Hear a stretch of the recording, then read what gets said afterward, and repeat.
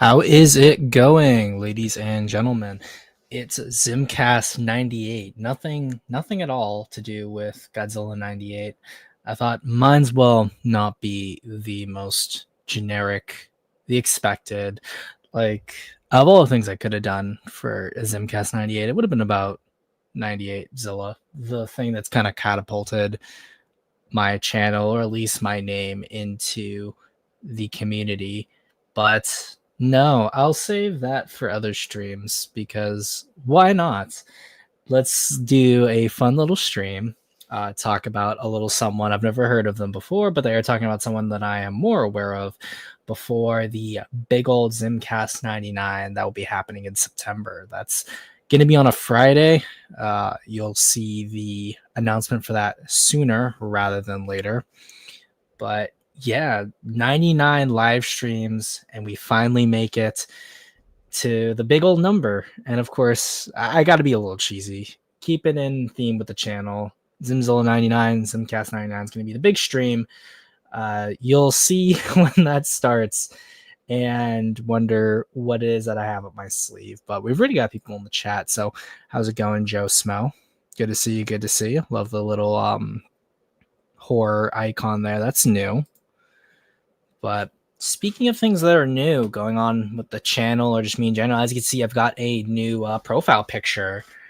So yeah, like you'll actually on Zimcast 99, people will get to figure out what happened, like where that original profile picture came from, because that was not something I made. That was someone who I'm not in contact with anymore. Not because we left on bad terms or anything, but just sort of fell out like friends from childhoods did. But it all starts on Xbox and where that comes from. But yeah, where's my in praise of Mega Gears video?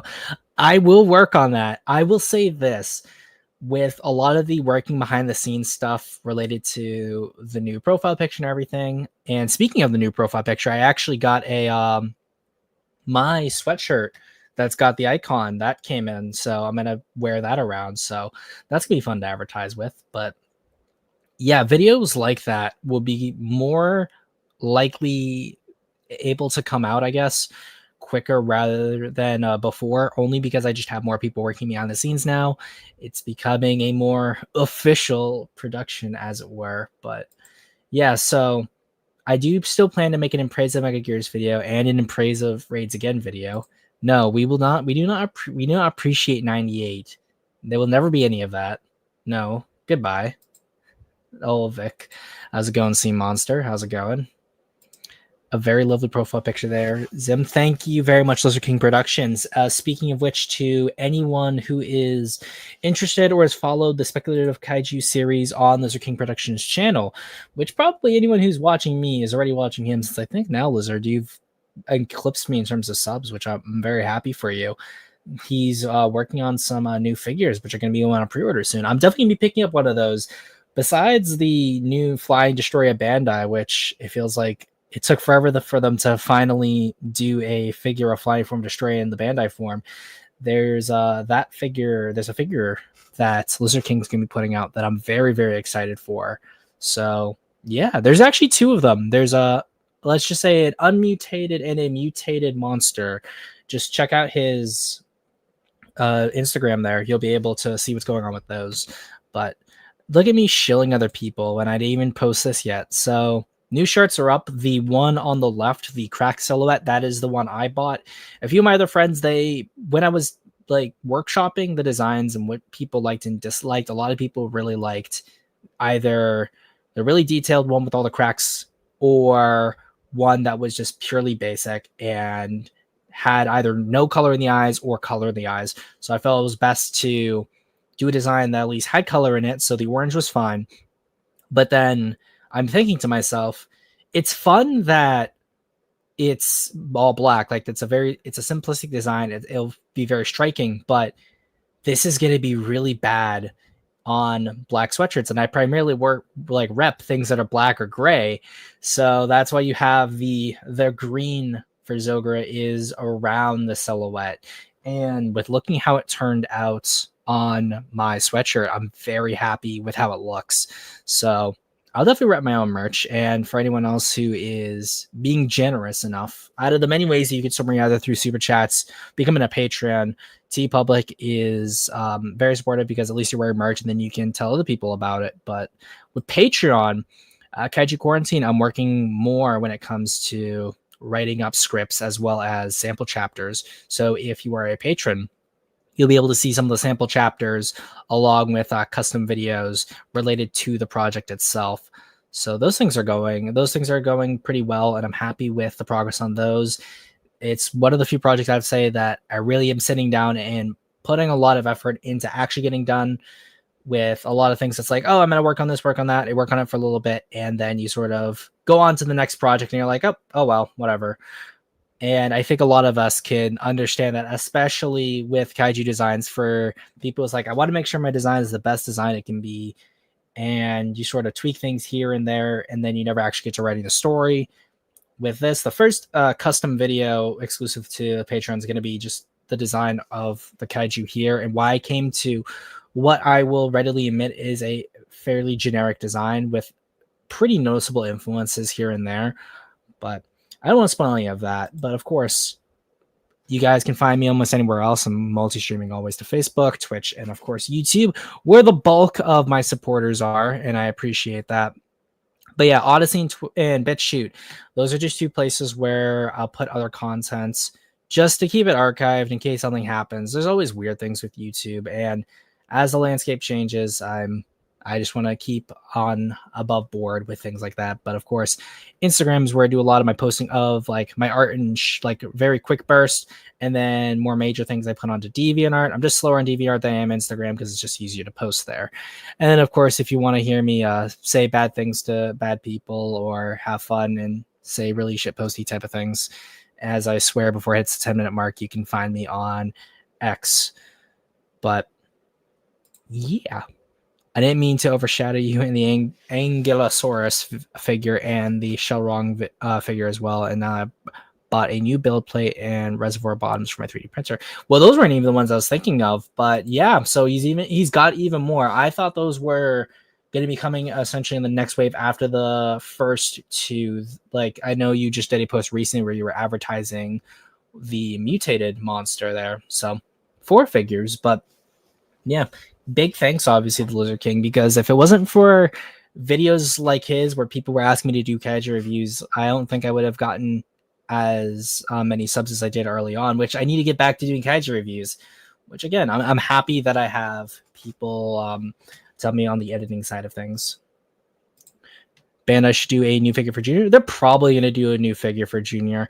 I know at the moment, more than likely, we're going to see all of the kaiju that were in that big Fat 5 monster set, which was Mechagodzilla, the new Showa Anguirus, King Ghidorah, Gabbard, Kamacuras, all are going to get their releases. So that's going to fill out that there, because we already saw Kamacuras just got his singular release. So I'm going to be on the lookout for that, along with Flying Form Destroya. And then as the other ones file out, I'll probably grab those as well. Probably won't grab Mechagodzilla or Anguirus. I already have the blue King Ghidorah, so I may not even grab any of the rest besides Gabbard and Kamacuras. But we'll probably see a new Godzilla Jr. because there's the new Burning Godzilla that got released. So adding Jr. fills out the rest of that film set of monsters. Because you have Space Godzilla, which has Space Godzilla, Godzilla, Little Godzilla, which had a new figure, and Mogura, which got a new figure. So that film's already done.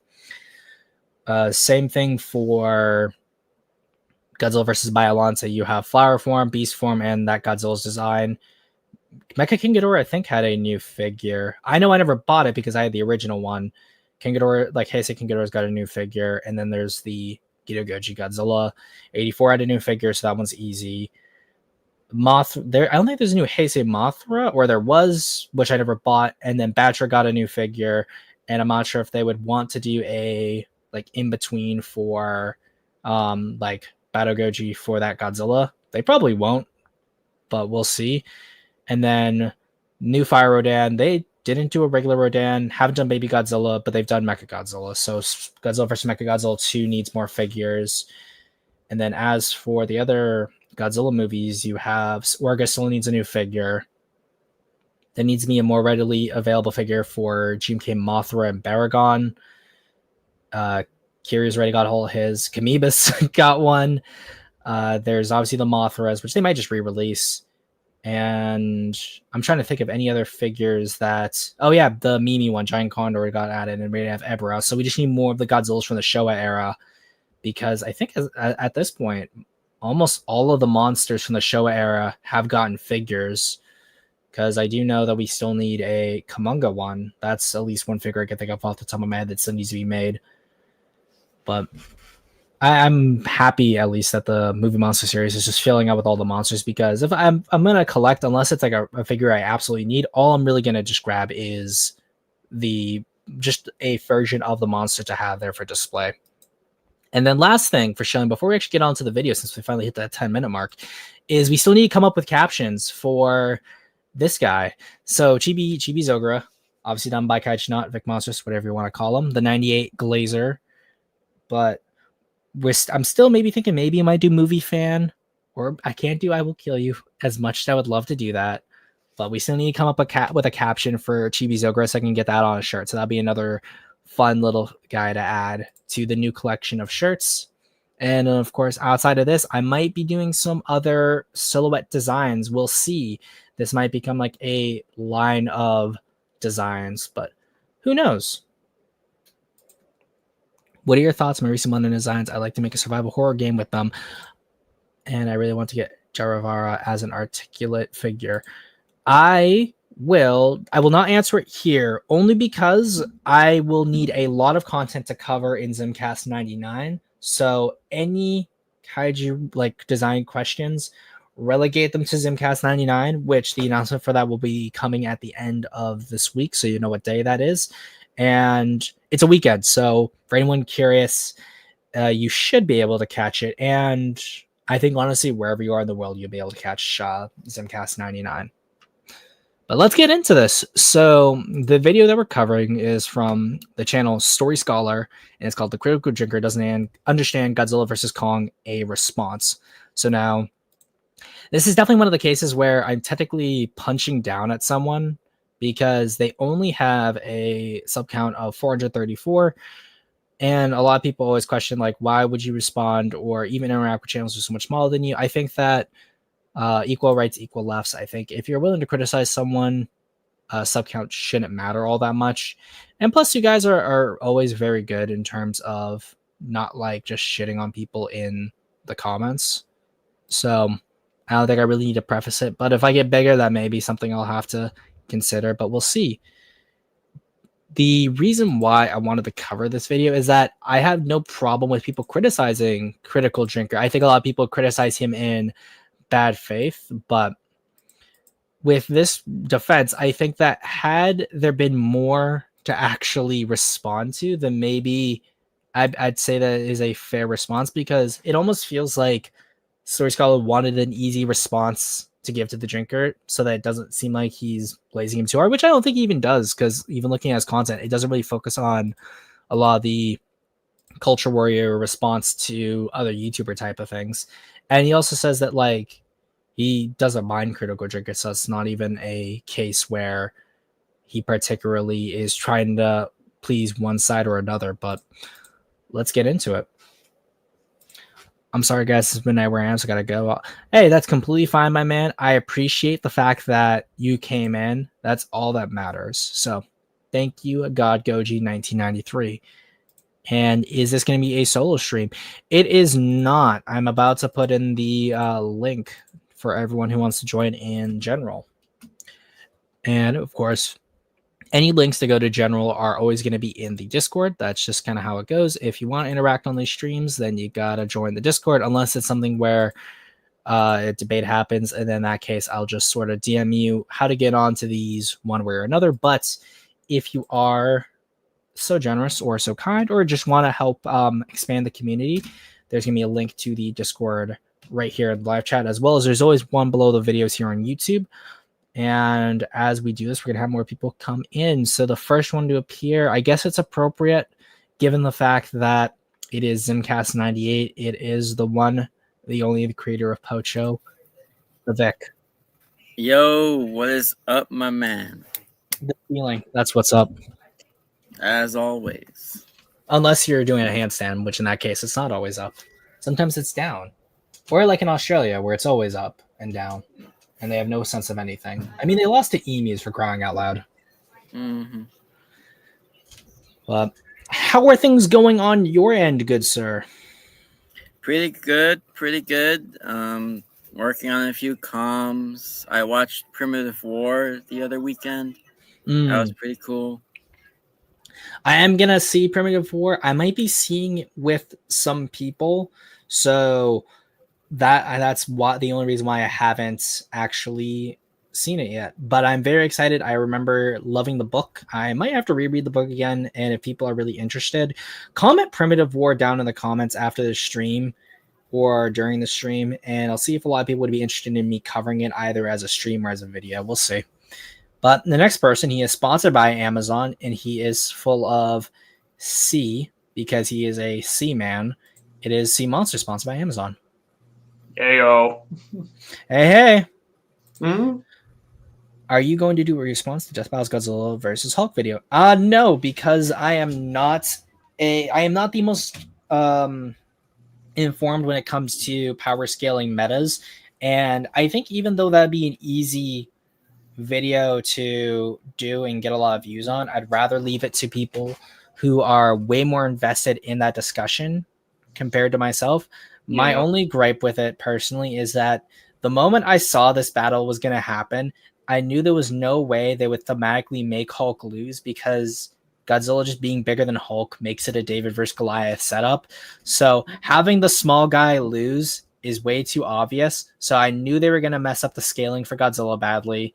I knew they were going to hype up Hulk a whole lot. The moment I saw the red dust, I knew there was going to be some weird thing about Ultimate being like so powerful, no one could actually like possibly defeat him, and then have Hulk obviously beat him because of some science, tech, Bruce Banner type of shenanigans.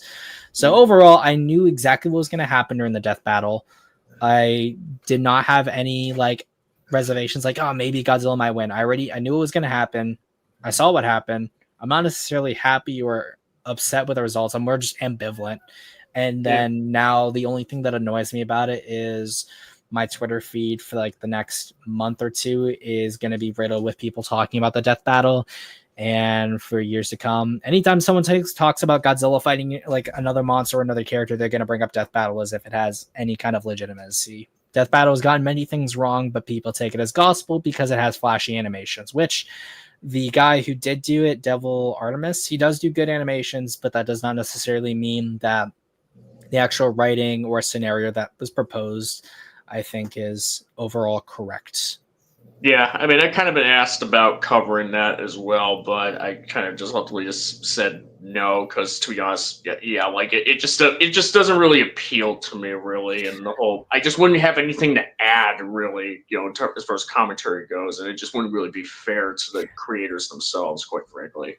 I think, honestly, if I was to actually do a commentary on the video, it'd be like from the Angry Birds movie where it's like, no. And then just explain what I just said here with maybe a little bit more thought put behind it instead of just rambling it. But yeah. Yeah. At the moment, if we see more people come in, we'll invite them in, but we can work with what we have right here. And of course, this is a Zimcast, so that means YouTubers on speed. And here we go. I also want to say real quick that everyone can see the screen, right? Yeah. Mm-hmm. There is this channel right here, the Random Onion, who did a very late review on Godzilla -1, and I want to see if it'll do what it did when I looked it up. So ready? Already. Its preview is the tail slide. Oh no! No, because I think that they like the movie, but I just love the fact that as we're about to do a stream, this comes up, and I'm like, oh, I've never heard of this channel before, and I try to preview it, and that's the first thing that comes up. Out of all the clips, I'm like, of course it's tail slide, and I'm like, I bet we might see flying. Who knows? Oh, have you heard that Up in the Depths posted a video on Singular Point? I have not even watched it yet. I haven't watched it either. The I've only watched thing a little bit of it. I will hold reservation until I see it. The only thing I know about it is the controversy relating to the use of AI, and I will save that What? for a future Zimcast. And that will be in regards to AI in general, but maybe just AI when it comes to Godzilla content. We'll have to wrap it up into something kaiju related, which I think there's a few topics I could bring up because I do see some AI stuff, or at least things that look like AI or close to AI. But I mean, again, yeah, there's the Skull Island debacle too. Yeah. About. No, exactly.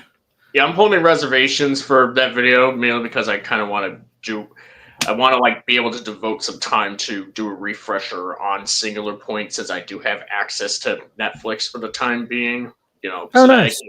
I could so that if the video is worth responding to, I can sort of properly discuss not just the show but also the video. Yeah, no, that makes sense. But yeah, that we'll see.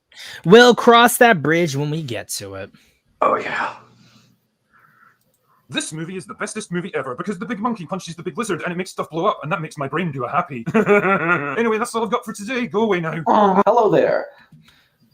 Hello there. I think I see that Godzilla, and I want to say it's the Super 7 Godzilla that's based off of the like the old Imperial? Not the Imperial Godzilla, the one that's based off of the the model kit that like Rodan and King Ghidorah were a part of. I thought that was it, but I don't think it is because the arms aren't exactly right and the head looks a little off. But from first glance, I thought that's what it was. But I remember in another one of this guy's videos, there's a Godzilla 98 figure sitting down there. So already know his opinions are wrong. Oh no. Before I get into this, I want to just put kind of a disclaimer. I really wasn't sure if I should make this video. There's something kind of tacky about a small channel making a response to a really big channel, but I decided to go for it because I think I could argue that most YouTube content is doing exactly what I'm doing here. A movie like Godzilla vs. Kong is viewed by millions of people all over the world, and then someone like The Critical Drinker makes a video disagreeing with it. You could even call it a kind of response video, which then gets viewed by a certain number of people, and then here's me responding to him. And it makes a beautiful inverted pyramid. Secondly, I think technically in that case. And then here's me responding to him. And it makes a beautiful... What do I make a pyramid again? So like if he's here, then I'm here, and then Supernova's like all the way at the bottom there. I'm curious because we'll have to draw one right here, like the inverted Zim pyramid. Inverted pyramid. Secondly, I think the film itself deserves defense. The original movie that this one is based on, King Kong vs. Godzilla from the 60s somewhere, I believe, was a big part of my childhood, and I was quite satisfied with this newest brawl that they had, so I think it warrants some defending. But I'm sorry that I'm pausing so much and we're only a minute in. He does not ever talk about the merits of the original King Kong vs. Godzilla, and the entire defense is hinged solely on liking the original as a kid, being satisfied with what happened and what was shown in the newest one, and because of Drinker's dismissive tone of Godzilla vs. Kong warrants a response based on what Drinker says.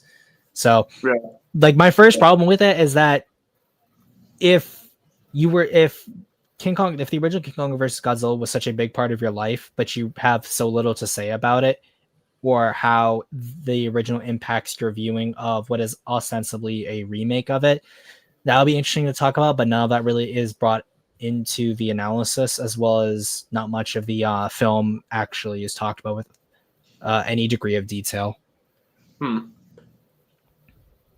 I want to make it clear that I don't have some kind of vendetta against the Critical Drinker. I agree with some things he says. I don't agree with other things he says. This is an example of a place we disagree. Honestly, trying to do any kind of in-depth breakdown of this movie is a bit like a gourmet food connoisseur writing a 10,000-word review of a doner kebab. Yes, I'm that damn pretentious. Right off the bat, I have issues with his opening statements. Filmento also made a video analyzing Godzilla vs. Kong, or GVK as I may refer to it now and then, and I find it interesting that...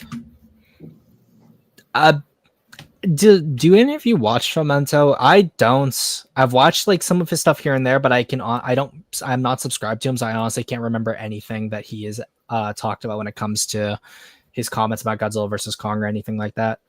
As of late, no, you go ahead.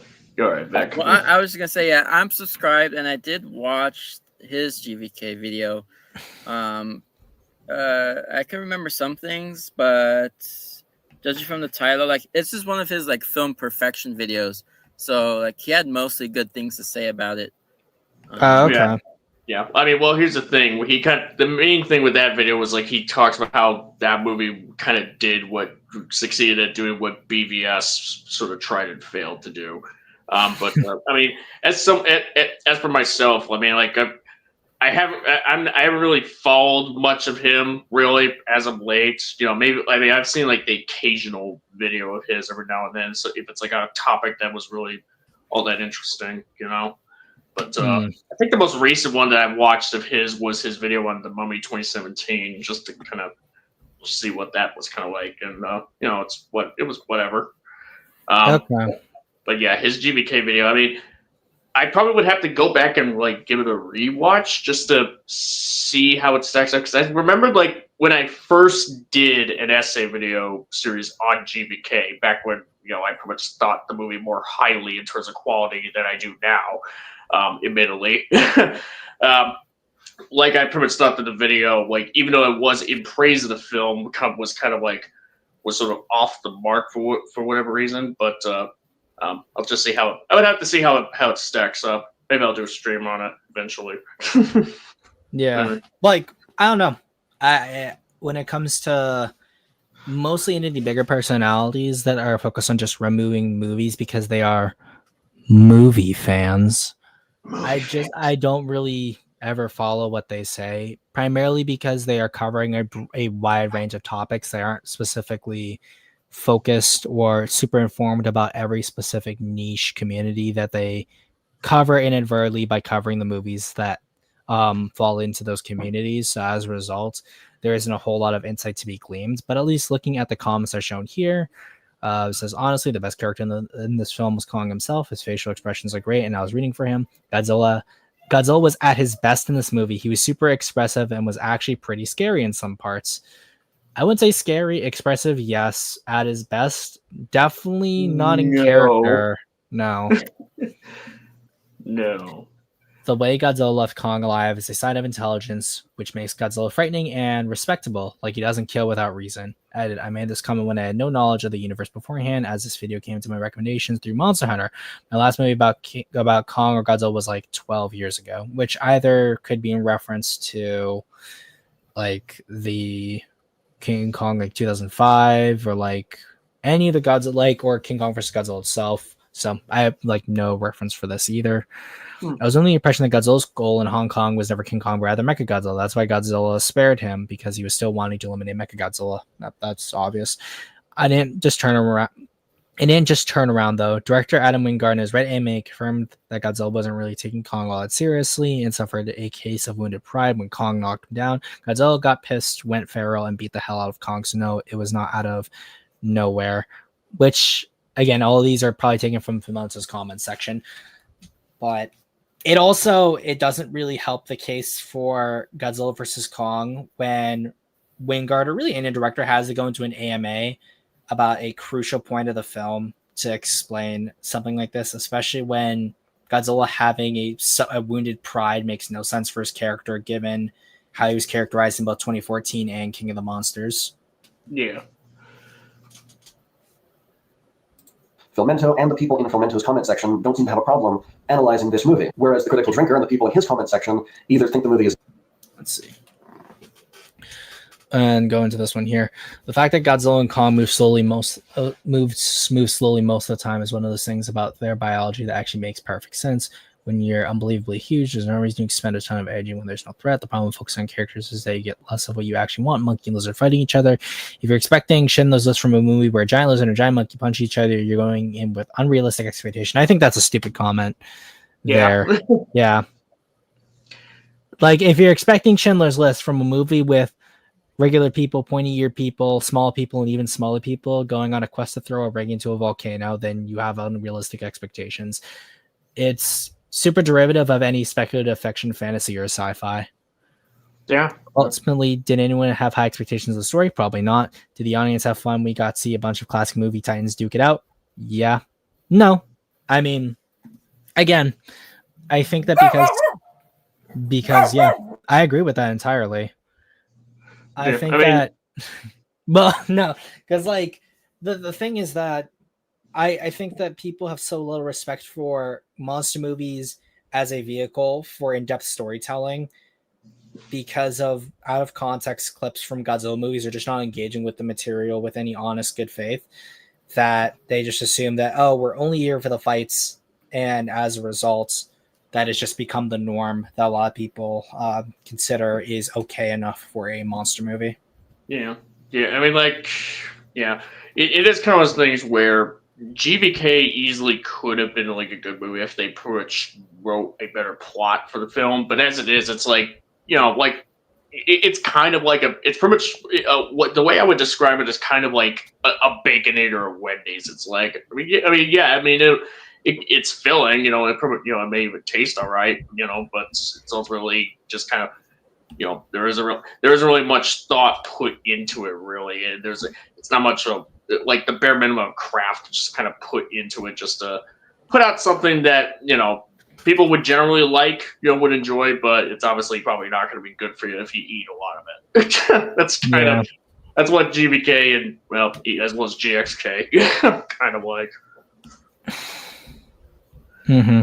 Like my that's fine, I guess, but then also, and I guess we can bring up 98 since this isn't Cast 98. I do blame 98 for sort of building the perception that like we shouldn't expect much from Godzilla movies, and also the reception that we got for both Godzilla 2014 and King of the Monsters also plays a role in this. Although I think it should be argued too that some of the choices that both those films did don't really help the case that we should expect better stories as well, because there are flaws in both of those films which I can understand the general audience is having.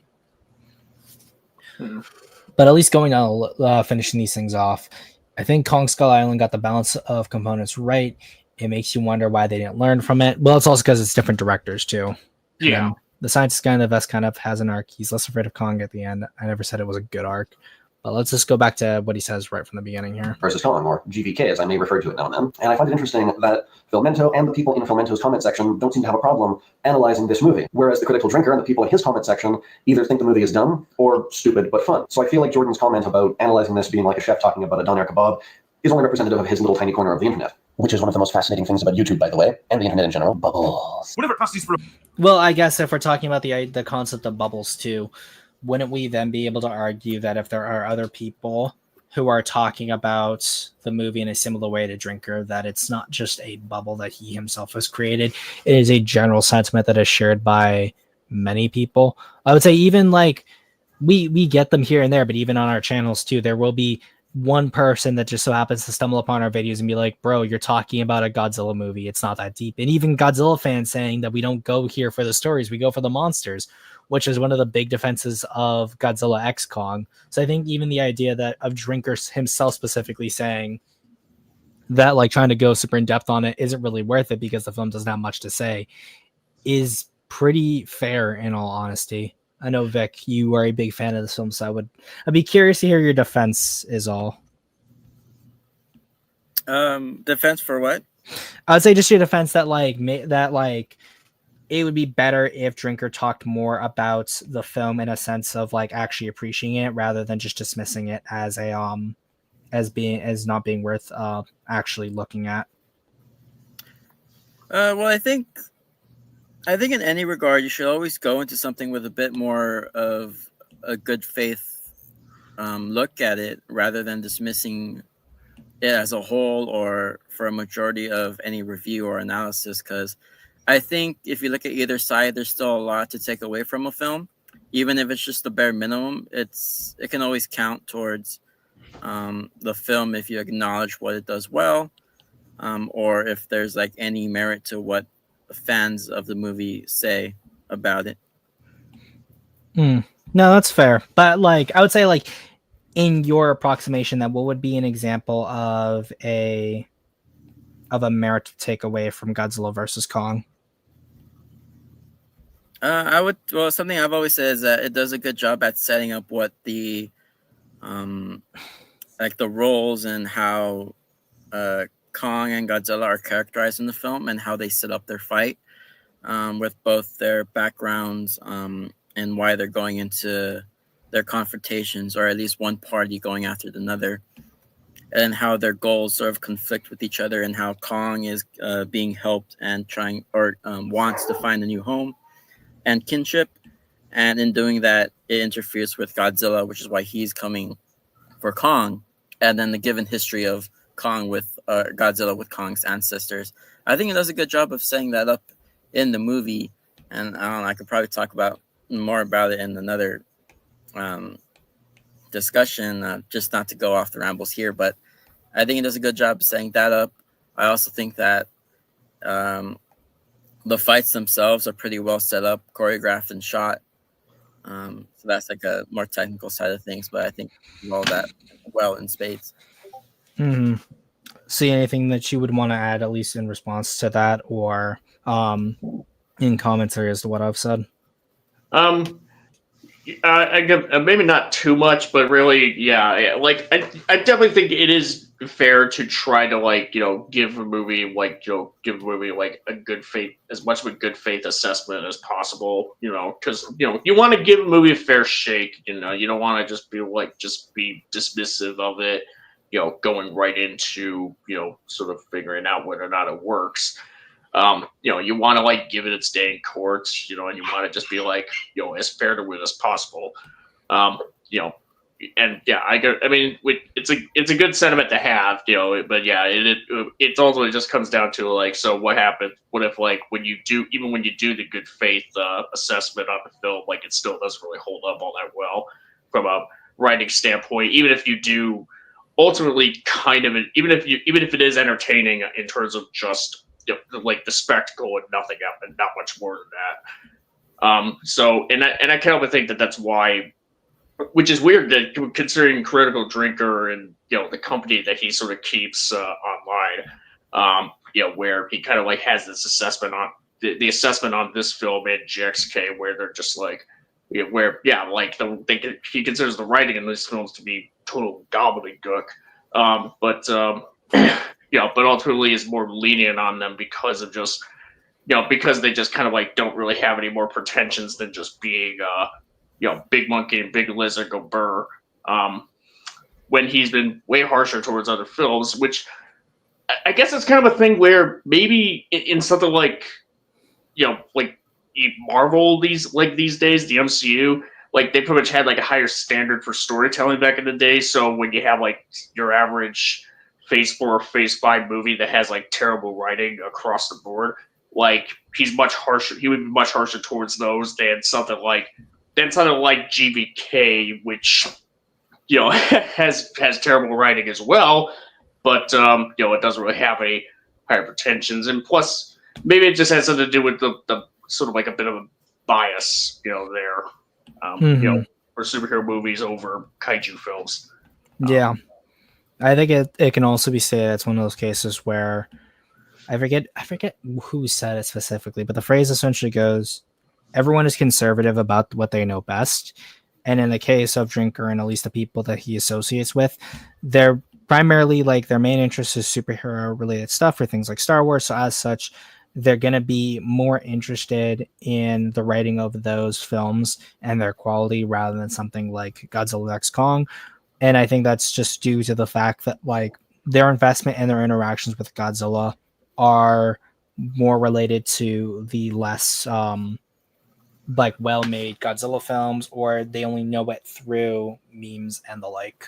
Yeah, and it's kind of a shame that the company he keeps doesn't seem quite kaiju media as folks like us are, but unfortunately it's kind of a thing where kaiju cinema is like still considered to be generally niche, for one reason or another. Even for like with something like Godzilla -1 that comes up and just like surprises everybody, to where they're just like, whoa, this thing, what is that? That was awesome.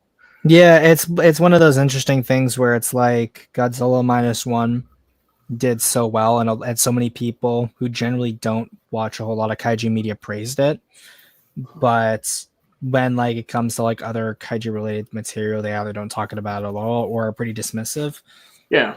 Yeah. But I mean, I will say this: like, at least I respect the fact that at least like Drinker and those guys did at least talk about Godzilla -1 and praised it rather than like ignore it entirely. Versus like other people, and I guess like this is more a response to the people who criticize Drinker and the like, who really only talk about it in the sense of what other people like Drinker have said about it. And I'm thinking of people like Organized Chaos in this sense, or actual fandom and those guys, where they only talked about it because it was making news headlines at the time. Yeah. I mean, to be fair, like Godzilla -1, is definitely like a really good option to like introduce somebody to the concept of Godzilla and what have you. Because like it's an excellent film, not just an excellent kaiju film, but an excellent film. Period. Yeah, it's one of those. It's like Godzilla -1 is a Godzilla film with what is arguably the least barrier to entry for the normie, because you don't have to worry about the suits. You have to worry about like bad dubbing. It's gone to a point where most media from Japan is like people will watch it subbed rather than dubbed, so you don't have that limitation either. Like just the world has changed a lot from like the early 2000s when it comes to our interactions with Japanese media. Yeah, and I want to say for the record, I still haven't even watched like the English stuff for -1. Even then, like dubbing wouldn't even necessary because this is anecdotal, but I pretty much have been to some screenings of Godzilla -1 where the audience was still invested, even when it's just the original Japanese version. So, It does make you wonder in the sense of like how much has something like anime played a role in that, because there's been such a culture around people really liking anime. So as a result, there's a big community that spreads around about things like dub versus subs. So as a result, that's at least something to consider, I guess. yeah. Mm-hmm. And I just wanted to say, it looks like Story Scholar might actually be in the chat. Is he in the I chat? don't know if he's still there, but This is surreal. If only it was. If only it wasn't 140 here. Oh yeah, no, he is in the chat. I assume he's in the UK or somewhere like across the pond from us. I'm curious how he found it. Maybe I don't think I tagged him. I thought I did at one point. That might. I see the @ in the title. Oh, I did. Yeah. Okay. I love that sometimes about YouTube where you'll do an @ and then the @ doesn't work and then sometimes doesn't. Oh, Czech Republic. Oh, Eastern Europe. So the good part of Europe. How's it going, Brandy? Good to see you. Oh, hey, Minecraft. No, you're completely good, Minecraft. I did change the time on the stream just because of other things I had to do. So yeah. Now, just a quick, one quick little brief question. So, as for if you were to have your movie monster figures, do you keep the tags on them or do you remove? I take them off. I take them off. I'm sorry. Okay. All right. I mean, I keep the tags, but I'll just pretty much remove it because I have a Hedorah 2004 figure right here from movie series. So, for me, it depends for me. Like, I just like I like actually playing with my toy. I'm sorry. So like, same here. Yeah, I got this Hedorah from FYE actually, and let's say I like him. I like him more than the other Hedorah figure I got, which is the Bandai Creations one based on the show era. Because for one thing, this Movie Monsters one, it's got movable arms. That's a start. Whereas that other one is a statue almost. Yeah, no, that's just Hedorah for you. But from Canada, actually, someone left me a comment, but appreciate the attempt at tagging. Oh, Snow Mexico. I have to. It's just like how I have to make fun of Sea Monster because he's from New York. You're from Manhattan, see? I'm not from Manhattan, god damn it. Yeah, well, you're from New York, so that automatically means you're from Manhattan. Oh, God. Nah, I'm sorry. I thought we were friends. No, we are. This is just part of the friendship. Oh, okay. We just have to make fun of you from being in New York. Same thing's how I make fun of Vic for living in California.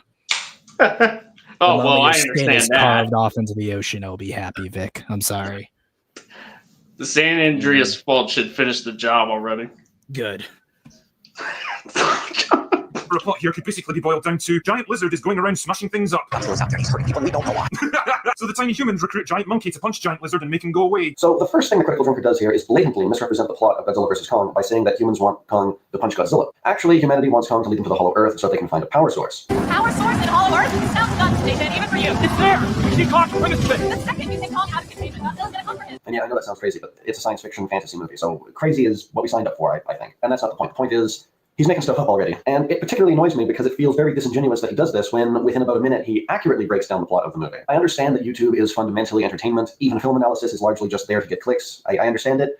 But if you're going to pull something apart, at least break it down accurately. There's no need for this kind of nonsense, especially when the Critical Drinker wants to come at things from a perceived high ground. He should really think about the responsibility to his 1.52 million subscribers. That's a lot of subscribers. The Critical Drinker's real name is Will Jordan. That's not any kind of secret. He makes it information. I'll stop right there. I want to, because we can ignore it. We can ignore the trailer there, but I want to go specifically his video, or at least Drinker's video here.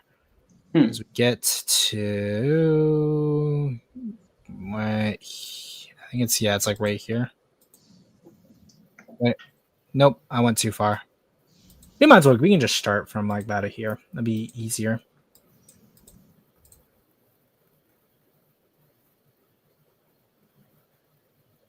There we go.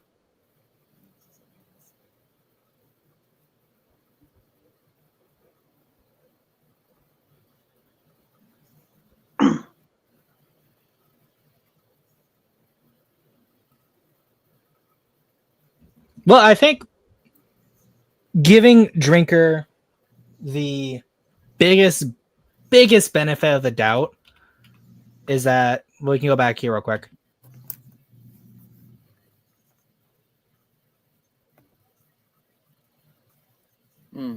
That is like being as charitable as I can be. That could just describe the ocean fight scene, because as Scholar says later on, that he summarizes the plot pretty well.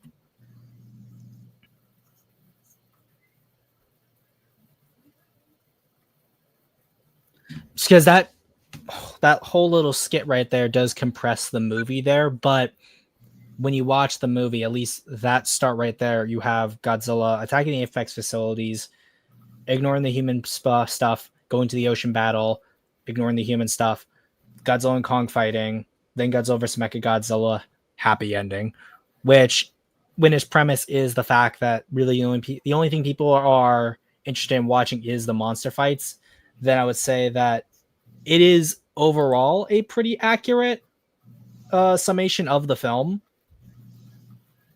I'm not sure if anyone wants to give pushback on that. And obviously, Scholar, you're still in the chat there. So if you'd want any extra commentary to that, feel free, because I'll try to move between the videos and the comments a little bit more frequently since I realize you're in here. Did you pretty much play a different video on the platform? Because on my end, like the screen, oh, did nothing play? I love that. Yeah, I love that so much. No. So I'm gonna have to do it like this. Okay. I was about to say, like, what? It was like, wait, is there something wrong on my end, or what's going on? No, because I'll have to stop sharing and I'll have to add it again. Okay. Yeah. Oh, so, all right. Yeah, and I just realized I did the wrong one because I have the trailer still here. Okay. I just love that where. Okay. Okay, Like, so we'll go here. I was about to be like, let this man cook here. Yeah, so we'll go here from the beginning again. Whatever passes for a plot here could basically be boiled down to giant lizard is going around smashing things up. Goes out there, he's hurting people we don't know what. So the tiny humans recruit giant monkey to punch giant lizard and make him go away. So they run into each other, and the giant lizard's like, I'm harder than you. And the giant monkey's like, no, I'm harder than you. Basically, it's like any two Scottish guys meeting each other for the first time. Then they punch each other for a while until a giant robot lizard shows up. Then they both punch that until it blows up. Then giant lizard and giant monkey make friends, and the tiny humans live happily ever after. Basically, this is exactly what I predicted from the trailer. An absolutely brain-dead, nonsensical string of events that exists for no other reason than to set up the big punching match between big monkey and big lizards. So like that played, right? Yeah. Okay, yeah. So as I die, to restate my point, giant monkey to punch giant lizard and make him go away. So they run into each other, and the giant lizard's like, I'm harder than you. And the giant monkey's like, no, I'm harder than you. Basically, I also noticed that almost all the clips that he's pulling from the movie in the trailers, outside of like a few behind the scenes stuff, is mostly from I think either the first or second trailer. So Yeah, and the rest I of the think- footage, it's pretty much considering that this movie was released on HBO Max at the same time, because that it was at that time, that period in time where everyone was locked in. Ultimately, that footage could easily have been from the movie itself. Yeah. Well, because the one thing is that, like, I'm just gonna mute it right here because he talks about the ocean battle, but you could have, because the whole like I'm harder than you, now I'm harder than you scene technically does happen because you have the scene where Godzilla like roars and then like sinks the carrier, and then Kong roars at the water, then Godzilla jumps up and knocks him over. Like you could have probably used that scene more like, instead of this scene here, even though I think that like this scene here fits what he's saying in terms of his script's line better. But the whole like roar between the two happens at the ocean battle. And like I said, he kind of ignores the human plot for the most part, just talking about the monsters fighting. And then you have like a little bit of the second like round 2 in Hong Kong before he goes to Mechagodzilla, which again cuts out a bunch of the human story, and then he talks about the happy ending happening. So being as charitable as I can be for at least in Drinker's case, it's that he does summarize the plot pretty well, given the fact that what he is talking about refers to specifically the monster scenes and how the film really is only about the monsters fighting rather than the human story itself, which is pretty nonsensical. I think that we've covered this before, like the whole avoiding Godzilla's territorial waters angle doesn't make sense given what we see in King of the Monsters, or the fact that in external material we also know that Godzilla is able to like sense everything around the entire world. But even ignoring King of the Monsters map or Godzilla Dominion's added power for Godzilla, the idea that you'd avoid Godzilla's territorial waters when Godzilla can swim anywhere and you could have just airlifted Kong across is a problem with the film. And really, the scenes are set up just to have the two monsters fight. Yeah. And there's also like very little thematic undercurrent between the two monsters besides the nebulous idea of the quote unquote Alpha Titan. Whereas at least in King Kong versus Godzilla, the original, they kind of run into each other by accident. And then the only reason why Godzilla and King Kong don't fight each other again is because they manufacture Godzilla having a weakness to electricity, which means he has to go around those towers, whereas Kong just breaks through them. And then as Godzilla goes up Mount Fuji, they just put Kong right in his path.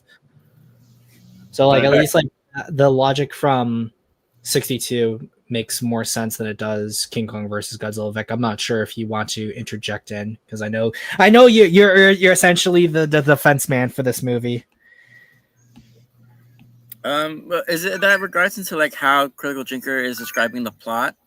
I would say at least just we can do describing the plot, and then if there's something that I feel that's contentious about what you're saying, then we can go from there.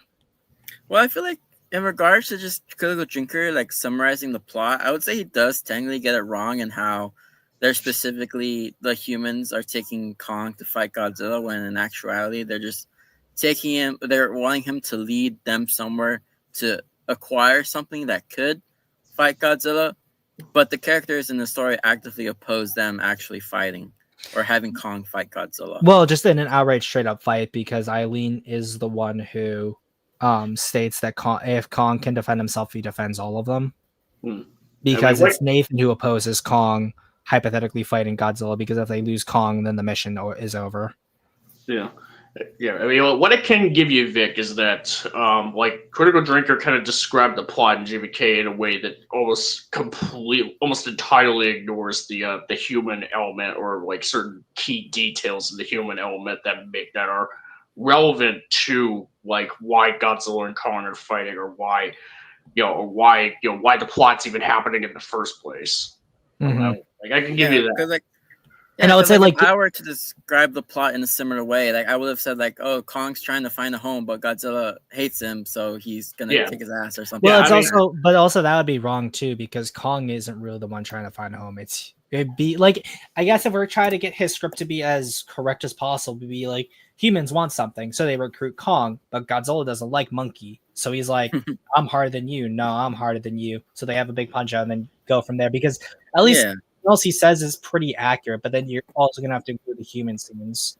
But I would say, like, even from how he describes it, where he's trying to specifically just highlight the monster scenes, how he describes the ocean battles, they do technically recruit Kong to fight Godzilla in that scene, and then they have another punch out later, and then they fight Mechagodzilla. Yeah, well, even though they recruited him because of the fact to fight Godzilla, because they recruited him to find, a MacGuffin. Mm-hmm. A McMuffin? No, not a MacGuffin. A McMuffin. Okay. Oh yeah, right. A McMuffin. Yeah. A McMuffin. Yeah. But anything else you want to add, Vic, before we start again? No, I'd say that pretty much is the gist of it. I would agree with your assessment. Okay. Perfect. And then Scholar just said, right, I wanted to clarify that I mentioned the OG of the original King Kong vs. Godzilla to be transparent about my longtime fan stance, compare the old to the new, for me, be a different video. Okay, that's fair enough, I guess. Yeah. Like, I would say, like, my issue with it is that, like, I full transparency, I don't really find the new King Kong versus Godzilla or Godzilla versus Kong to have as much thematic merit as the original Japanese version of Godzilla and King Kong fighting, or even have the same spectacle behind it as the original. But at least I can understand the logic being like, if I wanted to compare these two, I'd make another video out of it. That's fair, at least. Yeah. Mm-hmm. Available because he's a writer. And again, this isn't some kind of personal attack on Will Jordan. He's built up a platform, he's put a lot of work into it, but I can't help but think that he's become increasingly venomous and cynical as time has gone on, and I get that cynicism and that sort of thing sells on the internet, but here's what it used to be like. Here we go then. Netflix and I have a bit of a rocky relationship. On the one hand, I think they've delivered some genuinely unique and remarkable TV shows over the past few years, and I respect their willingness to take risks on interesting and unproven concepts that other, less adventurous TV networks would pass up. But then every so often they try their hand at making movies, and the results are mixed, to say the least. And here's what he's like now. Stupid people. Let's be honest, they're everywhere in modern culture, from politics to music to YouTube. Everywhere you look, you're confronted by vapid, brain-dead morons dispensing their unwanted and uninformed opinions like mentally challenged Delphic oracles. And after looking at how he basically made stuff up in his Godzilla vs. Kong review, it just doesn't seem right to me. So they run into each other, and the giant lizard's like, I'm harder than you. And the giant monkey's like, no, I'm harder than you. He also makes fun of the motivations of the two leading characters, Godzilla and Kong, and I would say that he can't seem to decide whether it's a good thing or a bad thing that they're basically animals. Because for Jordan's later point to work, that humanity needs something like Mechagodzilla to fight back, then he's expecting Godzilla to be a very simple-minded creature. So why would he be poking fun at that? I don't know.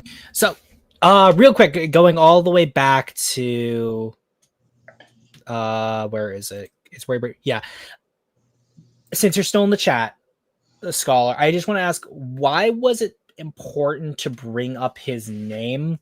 I'm not saying that you did it maliciously, but generally, and I would love clarification since you're in the chat. Oftentimes when people bring up his name in a response to him, it's usually almost as like a not a dox, and by that I mean because his name is public, you can say his name, and because of that, you're able to associate it more with the actual person itself and what he does outside of YouTube.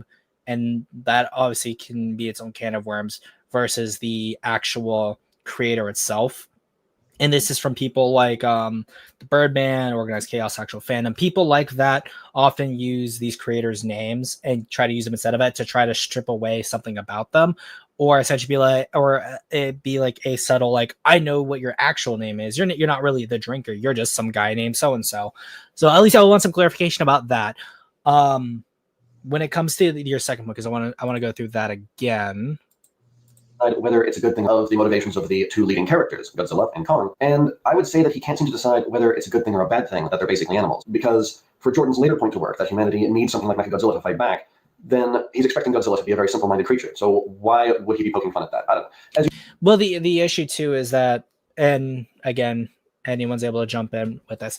The problem is that in at least 2014, they describe Godzilla as an animal. In King of the Monsters, they still call them animals, but they expand out that there is some kind of deeper relationship that humanity has with specifically Titans, and kind of put them like slightly above just regular basal instinct animals.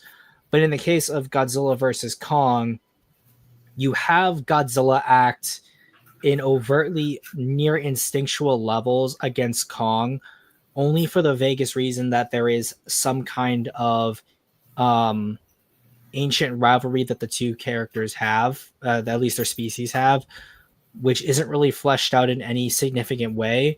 and really is only set up because it allows there to be more quote unquote natural animosity between the two monsters.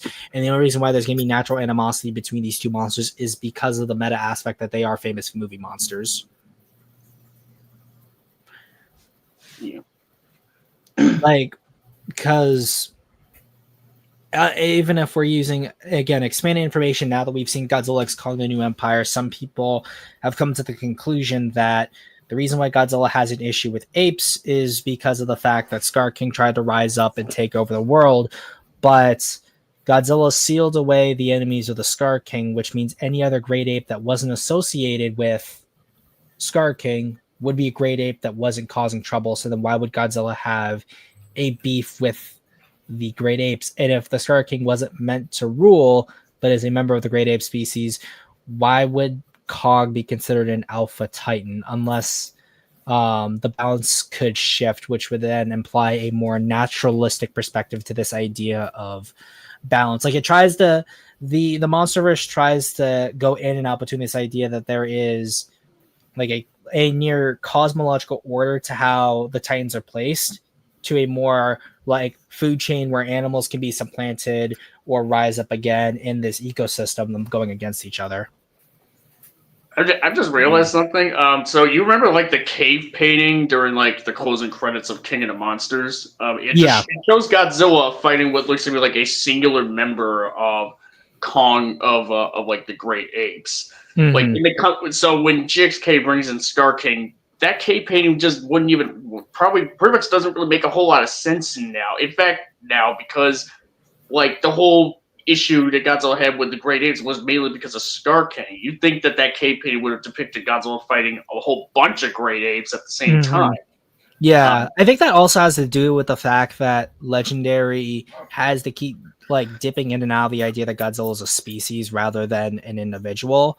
So, because even in the book, when they talk about Godzilla fighting against the Great Apes, they describe it as like Godzilla and the Titans fought the Great Apes, which is why they say the Great Apes meaning a singular species. And by species, I mean just the only ones on the Great Ape side besides Shimo are ape and ape-like Titans, whereas Godzilla, they say the Titans, and then Godzilla, Mothra, or something like Amaluk are considered Titans.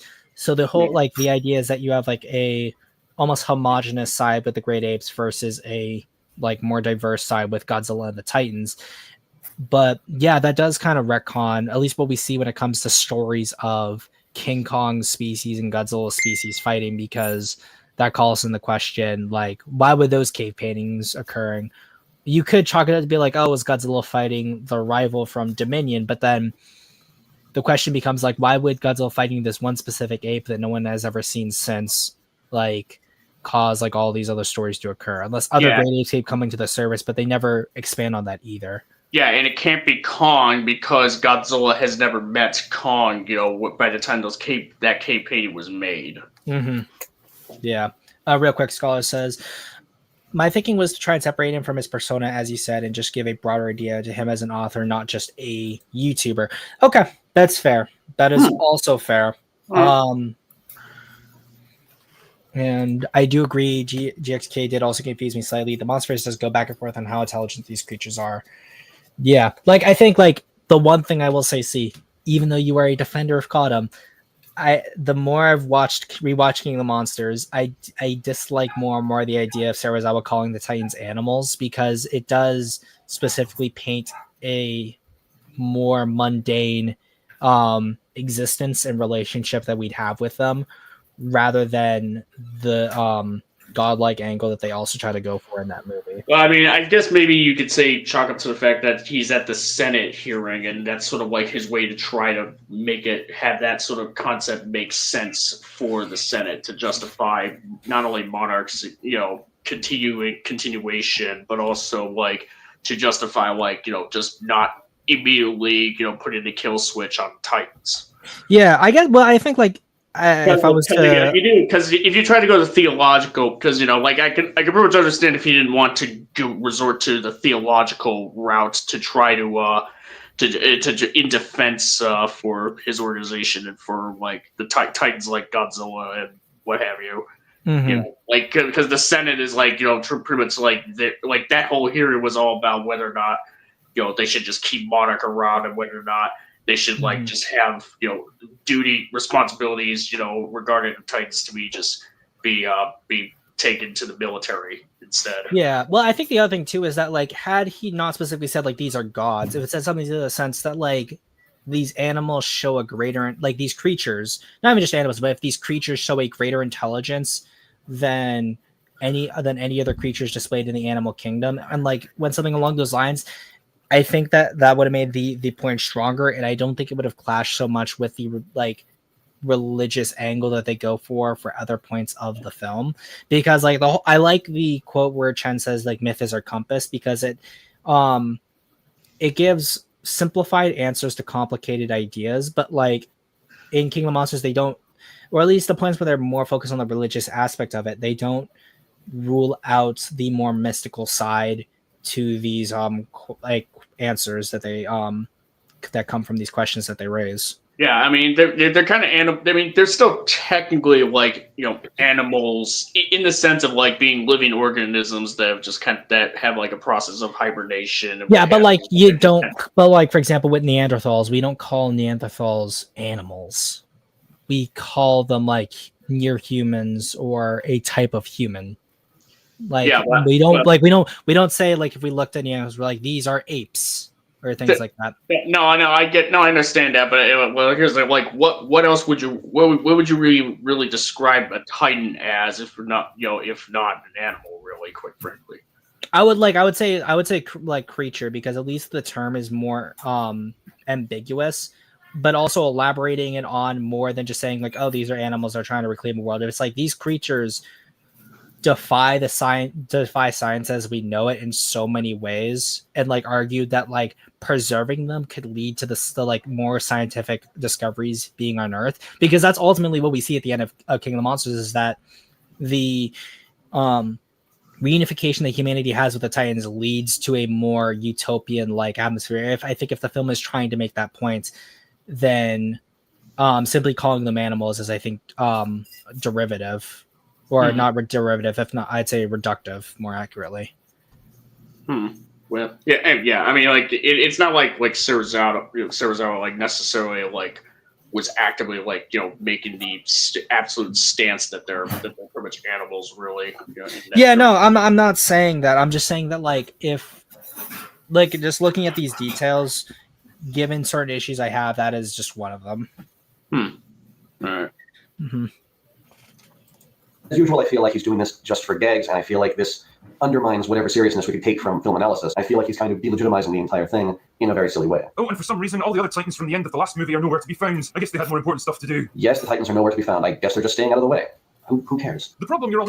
Well, I think the reason why it matters is that because at least like because you have such a distinct ending for King of the Monsters, the fact that the world state is essentially unchanged by the end of King of the Monsters, except for vague mentions of it, is why I believe it's an issue, especially if this is a cinematic universe that you're trying to expand upon. And the reason why it also hurts more, especially now in hindsight, is that in GXK, you do have things more actively piggyback off of what we see in GVK, whereas with GVK to King of the Monsters, very little of what was carried over doesn't appear in GVK. Yeah, well, even then, like GXK tries to carry over elements from King of the Monsters, but they do so like in such a horrific backwards ass way. Mm-hmm. Lau's in the chat too. Hello, Lau. Oh, hi. The monkey man himself. Actually, that's literally the name of this character that I made. The monkey man. It is not the monkey man. It is the monkey man. Yeah. But yeah, actually, speaking of which, again, or like something like GXK, the fact that Behemoth does not show up at all in the Rio battle, not even as like a little side thing. Like it would have been nice to see him there, considering that it's his like main area of expertise in the world. But no. Yeah, like honestly, you will have needed like 40 seconds of like each Titan, like 2 or 3, to establish how everything is in the world. In GVK, it was like super easy to do, but they didn't. What if Behemoth just kind of was there, but he just like saw what was going on? It was like, I'm just gonna let. He's in his ultra secure bunker. He's just like, I'm just gonna let Godzilla deal with this. Whatever's going on here, what's going on over there, Godzilla's got it. No, I'm just imagining it's like the little Hitler thing from Robot Chicken, where it's like Behemoth's like, it ain't my problem. When they tip over the Christ statue, he just pops out of the ground. Now it's my problem. Yeah.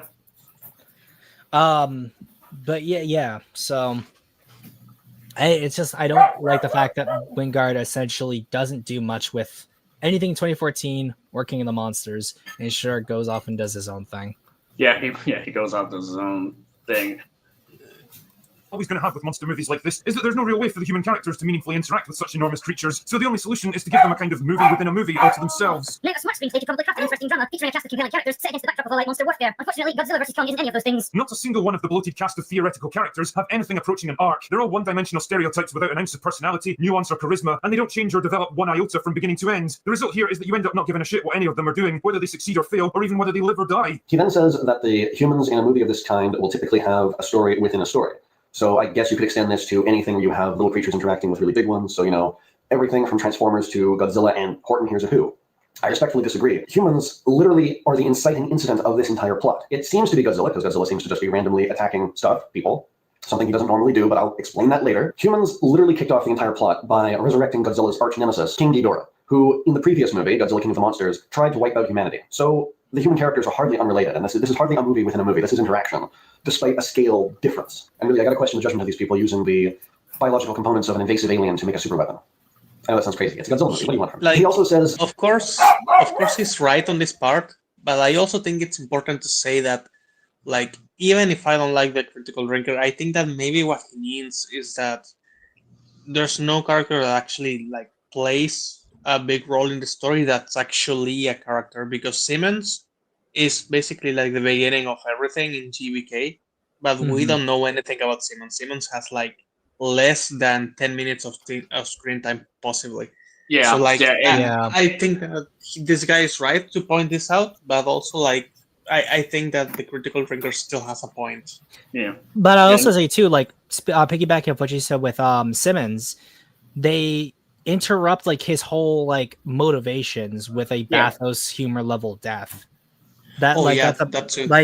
I would say honestly, had we not had Maddie, Josh, who feels super redundant. If it was just Madison, Bernie, I think that whole Team Godzilla angle would be better, because you don't have Josh there, because I don't think he really serves too much of a point outside of having Bernie sort of essentially just shit on him for certain the most points. that Josh pretty much provides.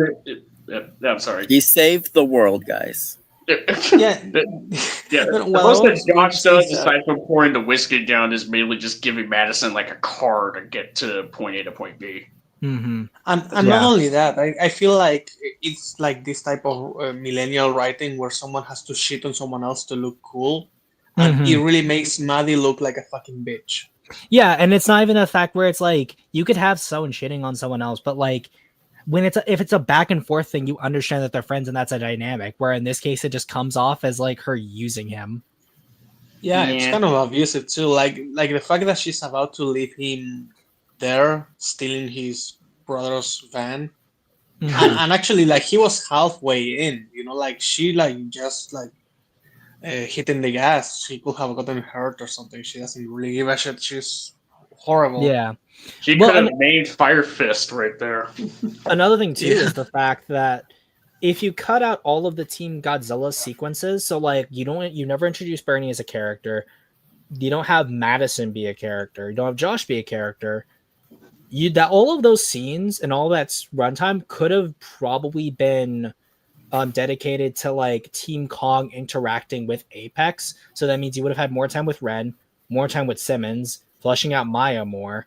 And you can have cuts between what's going on at Apex versus what's going on with Team Kong, and you could still have the reveal of Mechagodzilla, because I don't think that Mechagodzilla's reveal is is made more interesting by the fact that we almost have Team Godzilla die to Skullcrawlers, because they're the main characters. You're not going to see them die to Skullcrawlers before the final battles even happen. So there's that. And if anything, you could have the villains of the story talk more candidly because they aren't being placed as villains like versus our heroes, because you're just having them in a setting where they're able to talk about these things more naturally. Like yeah, if they like had Simmons honestly should have been part of the main cast. Like I would actually even made it like the protagonist. To be fair, like actually, yeah, like that could be a whole nother movie in and of itself, would be like focusing it from his perspective as he tries to build Mechagodzilla. But I also think the other problem too is the fact that I think the whole idea of using King Ghidorah to build Mechagodzilla doesn't really make any sense, because it ultimately requires that Mechagodzilla turn evil, so that the two monsters everyone's going to root for are going to root against another monster. Yeah. Because at least in the Showa era, Mechagodzilla was evil, so that made it easy for you to root against him and root for Godzilla. In the manga version of Godzilla versus Mechagodzilla 2, the only reason why you have Mechagodzilla go berserk is because it's built off of another monster's programming, which was also designed to kill Godzilla. So there's at least that. But in the humans' case, at least Godzilla, there's a reason for, we have understanding as to why it would make sense to kill Godzilla in that context. Same applies for Godzilla against Mechagodzilla, with Kiryu going berserk in that sense too. At least in Godzilla against Mechagodzilla, they are building a robotic Godzilla, so at least building it off of the bones of Godzilla instead of building Mechagodzilla off the bones of King Ghidorah makes more sense there. Yeah. That it's not possible to care about the characters. Well, to my mind, King Kong is the main character of this movie, and while he can't talk any more than any other incarnation that I've ever seen of King Kong, his facial expressions definitely enabled me to sympathize with him. And okay, the humans are a supporting cast, but I find it hard to believe that 0 people watching this would be upset if something happened to Gia. The main storyline for them involves shady businessmen recruiting geeky science guys to lead an expedition into the core of the Earth to recover a magical power source that can defeat Godzilla. And for this, they need Kong to lead the way, because apparently he used to live in the center of the Earth. You serious? Yeah, I'm afraid I am. Next is the part where he accurately breaks down the plot of the movie in a very concise manner, so it's crazy how I didn't even notice how he misrepresents the plot, and then barely a minute later, it gives an accurate breakdown of it. Like, very hypnotic guy. So geeky science guy goes to Skull Island, where beautiful science lady has been studying Kong in a giant holodeck, and she's been using the little girl who's the key to everything to communicate with him through sign language. This is real. This is a thing which is in this movie. He also frequently likes to throw out the phrase, the little girl who's the key to everything, which I don't really see why he seems to have a problem with this. The way he says it is derogatory, so... So they fly Kong to Antarctica, but... It's so funny that in retrospective he was right. Yeah, like inadvertently he ends up being proven right. Like drinker stocks go up after GXK because of the fact that Gia becomes the prophesized chosen one to awaken the Blue Eyes Mothra and use its 300 attack points to decimate the Scar King, or some people like to say the Slop King. And real quick, actually, Yoda says, and Godzilla against Mechagodzilla retcons Arizona's line about the Oxygen Destroyer disintegrates everything about its victims. That is one thing. Technically, Godzilla, Tezuka's both of his Godzilla films retcon 54 because in Godzilla versus Megaguirus, it's supposed to share continuity with 54. With 54, it doesn't even. With Megaguirus, Godzilla doesn't even die. Yeah. So that's a rep because the film is supposed to share continuity, but it retcons Godzilla's appearance and retcons the ending too. Yeah. That's just something about Tezuka films. They retcons 54 in both those aspects. At least Apex didn't decide to build a freaking city with Mechagodzilla. When technically a Mechagodzilla city would be more effective than a Mechagodzilla itself, but that's neither here nor there. I'll save that for Zimcast 99. But because apparently you can lift a massive creature weighing thousands of tons using just a few helicopters. I personally really liked that homage to the original King Kong versus Godzilla, where they use helicopters to fly him around. Sure, physics-wise, it doesn't make sense, but it's a neat Easter egg for me. Also, whenever I watch a Godzilla movie, I realize just how many of these things I've seen. I think I've seen pretty much all of them. The Easter egg's not lost on me. So Kong, the Easter egg isn't lost on you. That is fair. But you know what's even funnier about this is the fact that they have Kong being lifted by like regular aircraft, when in the last film we had a giant fictional stealth bomber.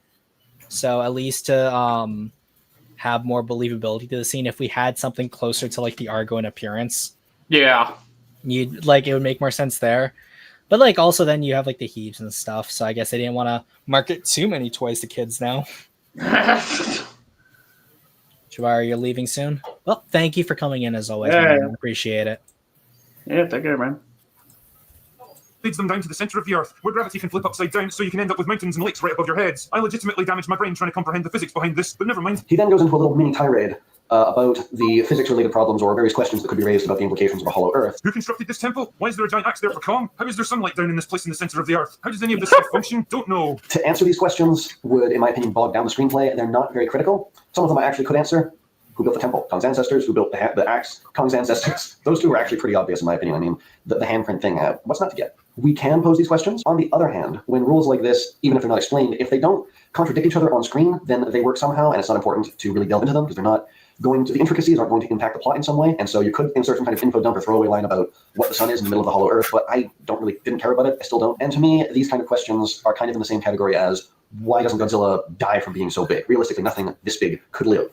How come Batman doesn't injure his arm when he uses his grapple gun and has his whole weight tugged by his shoulder? Why hasn't James Bond contracted VD? Or while we're at it, how does this ancient boulder trap or these spike thingies that Indiana Jones dealt with in his first movie, how do those work? You know, that should all be rusted and rotten by now. I don't ask that question because what I'm looking at is cool, so I want to enjoy it, not rip it apart. I accept certain things when I watch certain movies or read certain books. I just love how this... So we don't directly see the contradicted on screen, but it does contradict what we know about King of the Monsters because we understand that in Kong Skull Island that there were at least pockets underneath the ground because the bedrock was hollow. So that was the beginnings of the Hollow Earth. When we go further down, we understand that the Hollow Earth is also the tunnels that Godzilla uses to travel.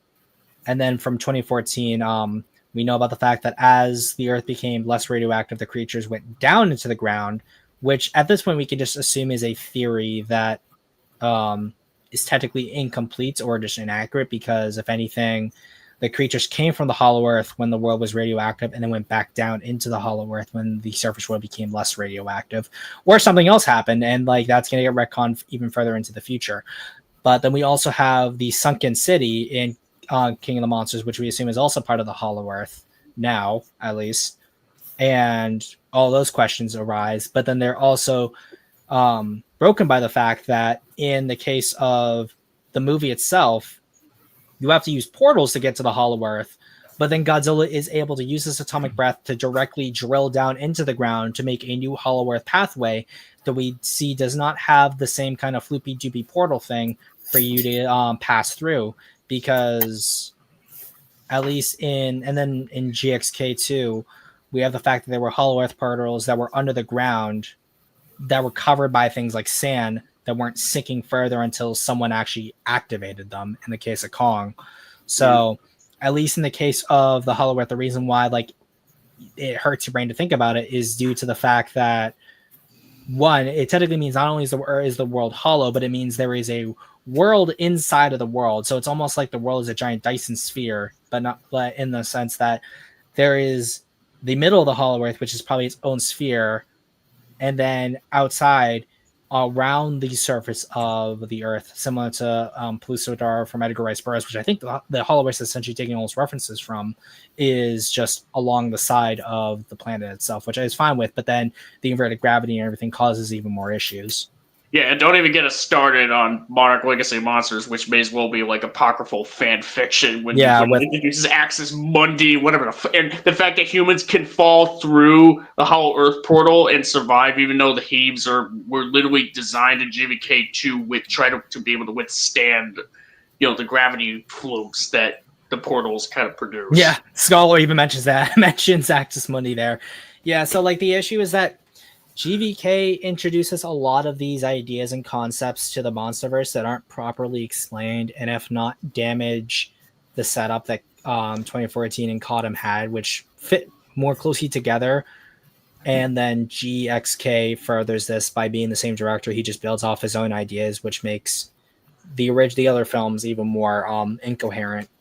Like at least in the Showa series for Godzilla, the turn from villain to hero is at least far more gradual in those films, and it took way longer for Godzilla to be a distinct like hero to humanity. This movie tries to frame the creation of Mechagodzilla as some kind of evil plot that has to be stopped at all costs, when in reality it's a completely understandable response to an extinction-level event. I would absolutely choose an all-powerful weapon system that was under my command, rather than just blindly hoping that Godzilla and the other titans don't decide to wipe out the human race. Jesus, if just one of these things gets out of control, it could destroy an entire city and kill millions of people. Fuck, who even cares? The evil of creating Mechagodzilla. So, to my mind, this is his main argument, that this undermines the entire movie because this is what he, I guess, might call the message of the movie.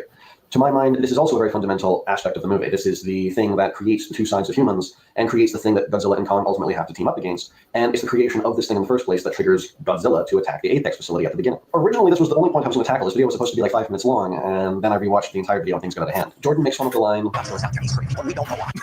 And he treats the ridiculousness of this line as being self-evident. But is it? Within the MonsterVerse, Godzilla has been known to various governments, at least the US government it seems, since 1954, when Godzilla shrugged off the government's various attempts to kill him with nuclear weapons. Well, those nuclear bomb tests in the 50s. Tests. They were trying to kill it. And in general, this version of Godzilla is a pretty passive guy who doesn't bother with humans unless one of his enemies is around and it forces him to kind of reveal himself. Even nuking Godzilla didn't get any kind of response from him. Nothing direct, he just kind of went away and hid some more. In fact, the events of Godzilla vs. Kong are taking place 10 years after that first movie did. See, 10 years ago, when Gojira was first revealed to the world. So presumably the events of Godzilla vs. Kong were happening somewhere in 2024. So yeah, looking at that track record of him just chilling in the ocean and not responding to getting nuked multiple times, yeah, him coming ashore and blowing stuff up is super strange. And just in case it's not clear, here's an antagonized Godzilla destroying the Golden Gate Bridge.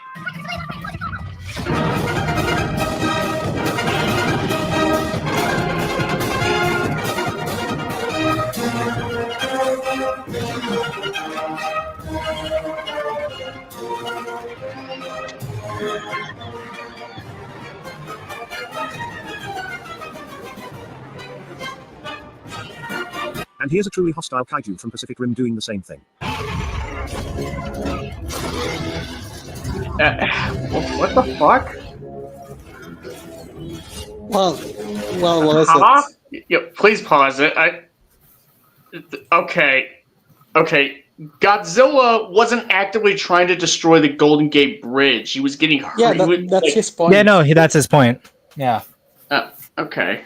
Well, no, I think, like, I would say my issue with it isn't the fact that Godzilla is passive. My issue with it is that even if Godzilla is passive and is only going to react if a monster is threatening the balance, which is still a nebulous concept to begin with, Godzilla's battles are still going to cause a lot of property damage and a lot of innocent deaths. That's even the setup for Godzilla King of the Monsters. The fact is that even if Godzilla is a force for good, there is an argument to be made, at least in the MonsterVerse, that Godzilla hurts more individual lives than he does technically save. Even if he does technically save the entire planet, it would make more sense in the MonsterVerse to create a weapon system like Mechagodzilla that, with the combined help of humanity, would be able to more efficiently drive Titans away from population centers using something like the Orca, and then use Mechagodzilla to engage with, and then later on kill these Titans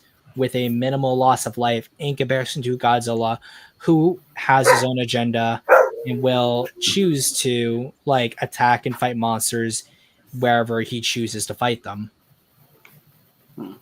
Which is, again, like, and then the other problem too is that, like, you see in GXK where even though Godzilla is ramping up to fight a monster that's going to threaten the whole world, he essentially goes micro burning in a city where the fighters have to stay away from him because of how hot he is. And if not everyone was able to be evacuated beforehand, he definitely killed people there. Not to mention the fact that Godzilla and Kong do little to help minimize the damage in Rio de Janeiro. That also causes a lot of deaths. There's also a fact in, like, San Francisco as well, where even though people were evacuated, we know for a fact people died, like, civilian-wise, between Godzilla and the Mutos. And the same could probably be said for Boston, too. The only thing that you can say about the Boston battle is that, like, we don't really hear about anyone explicitly dying besides Emma. Right. Yeah, that's the only one where they are like, okay, like, they never say that they didn't stop evacuating. That one supposedly we have to understand as, you know, like, they managed to do it fine somehow. Mm-hmm. I mean, we pretty much see people getting evacuated out of Boston. Yeah. Well, you see people getting evacuated in 2014 too. Yeah, well, But they didn't finish. them. Yeah, exactly. They try.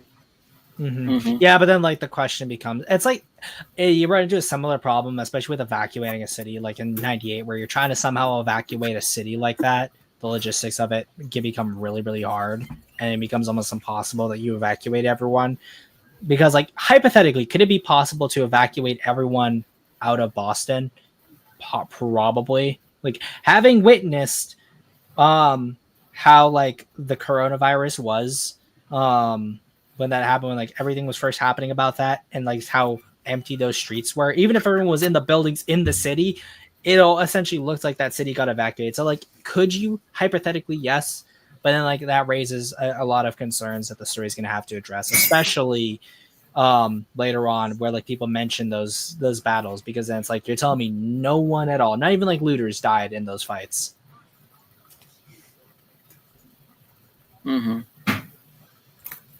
You know, that's funny enough because 98, I think, had looters that actually got like their car destroyed.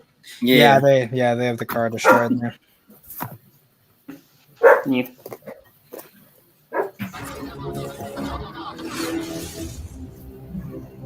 See the difference. Also, Jordan seems to have Mechagodzilla mixed up with Gypsy Danger from Pacific Rim, who's essentially just nuts and bolts. Pacific Rim has certain rules within the story. The Monsterverse has very different rules, which in my opinion were established in the first film. Nature has an order, a power to restore balance. I believe he is that power. The arrogance of man is thinking nature is in our control, and not the other way around. By using Ghidorah's skull to make a mechanized version of Godzilla, Apex has transgressed a big line within the Monsterverse and upset the balance in nature, which Godzilla can sense and wants to fix, because the resurrection of Ghidorah could spell the end of life on Earth as we know it, even if... Yeah, but then like also that presupposes the idea that hypothetically Ghidorah could be resurrected in the form of Mechagodzilla, because Jordan never brings up the idea of like, oh, Mechagodzilla is like, should be like the Jaegers from Pacific Rim. I think that in this case, Scholar, you're the one making the comparison, which at least makes sense because they're both kaiju films. But if we're talking about the whole idea of like messing with nature, we mess with nature all the time. Fundamentally, like, I'm assuming, with the exception of Vic, everyone here lives in a house, right? Like, you live in a house, right? Yeah. Lau, you live in a house, thank you. Vic, you don't live in a house. You live in a doghouse. That's why I hear your dog all the time.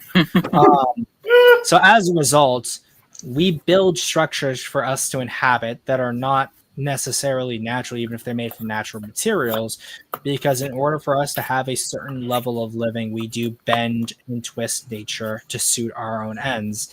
So like the whole idea that like using Ghidorah specifically is transgressing against nature only works in the sense that for some reason they needed to use Ghidorah's head specifically to create Mechagodzilla, when in reality it makes you wonder, why would you need King Ghidorah's head to display the signals there? Because that also causes another conflict with Kottam's sword, because Godzilla only ripped off one head, and then Bernie in the film makes the idea that there was the telepathy between the two heads, but we never saw a second head ever get ripped off in King of the Monsters.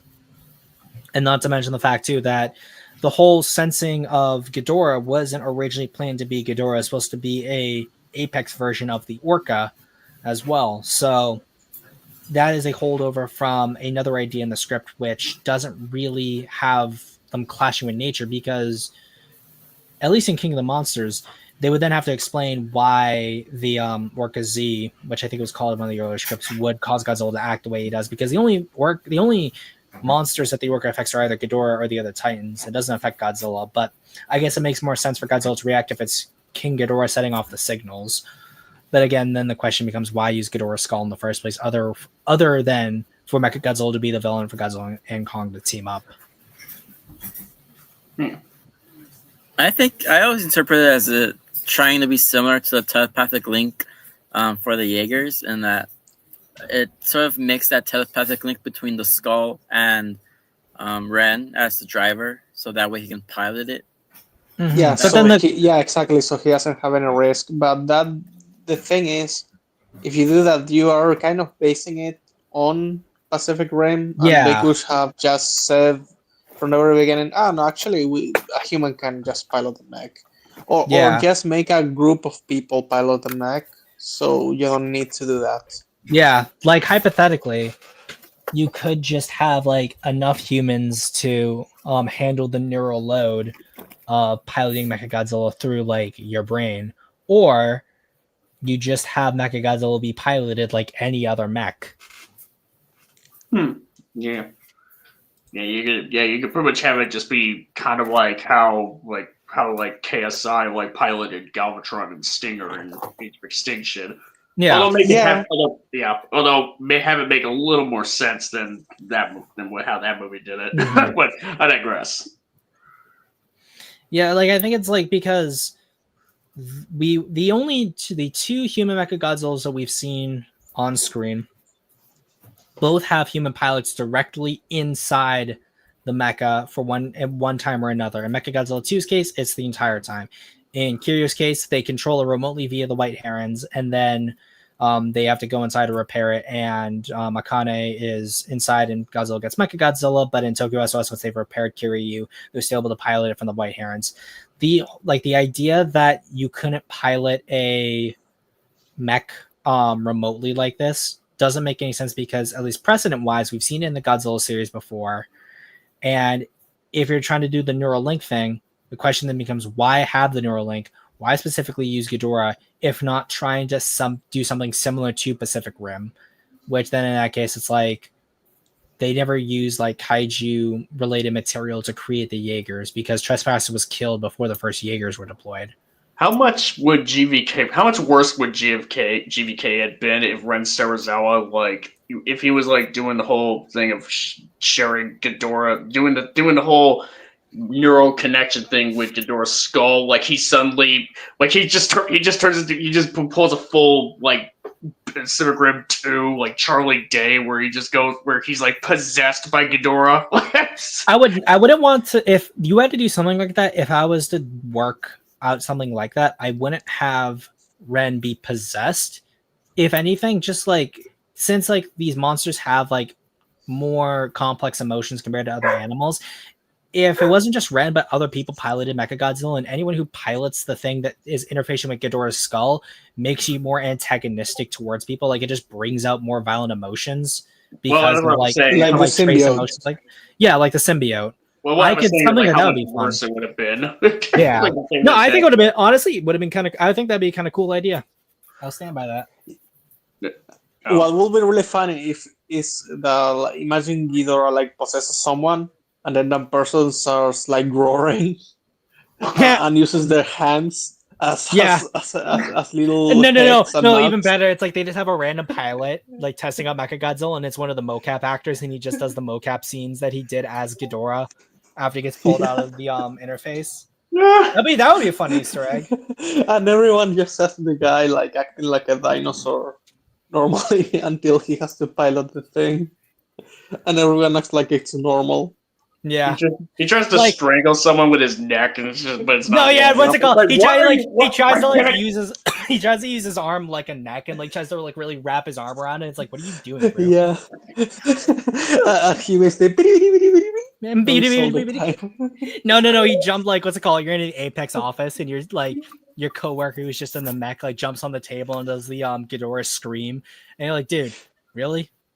Right in my sandwich? Oh god. Or the fact like they just like they like standing out in the rain now and like just trying to be in thunderstorms. Or no, like it's like they're outside the Apex facility. It's like a bunch of guys sitting there with like coffee cups, and like one of them's like, "Hey, watch this." So like he puts up his iPhone and he plays like some butt rock as they're like co-workers possessed by Ghidorah's spirits like acting up in the rain, and then they're like laughing about it, but then like they see lightning and he's getting all excited out in the rain, and then like a lightning strike just domes this man and he's dead. He's like, yo, Kevin got hit. He tries to fly, but he tries to fly. It's just like, here, if I get altitude, if I just get to a high enough place, I'll get altitude. All right, take off.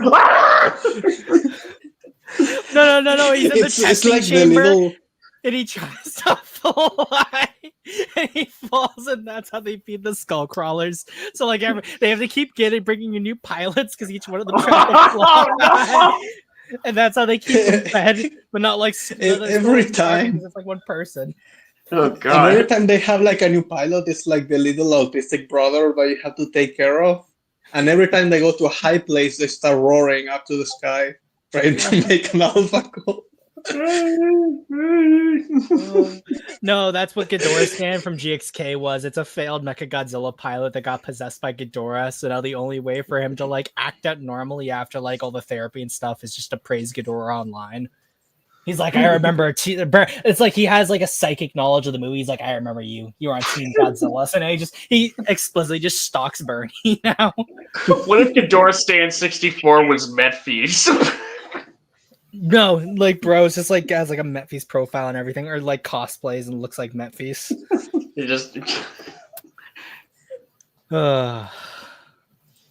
As far as Godzilla's concerned, he's only defending his turf. He is, again, balancing nature, which is kind of what he does in these movies. So yes, within the confines of this narrative, and according to the rules of the MonsterVerse, creating Mechagodzilla was, at best, irresponsible. At worst, criminally insane or evil or something like that. Now, we could throw in the phrase, realistically, if a giant lizard like Godzilla existed, yeah, building giant mechas or nukes or something would be the right thing to do. But if we just throw in reality, every time we're talking about a fantasy or science fiction story, we could probably break most things. You know, like Lord of the Rings. Nowhere in history are we going to find an example of a war that was ended by dropping a ring into a volcano. The story creates rules where dropping the ring into a volcano is valid.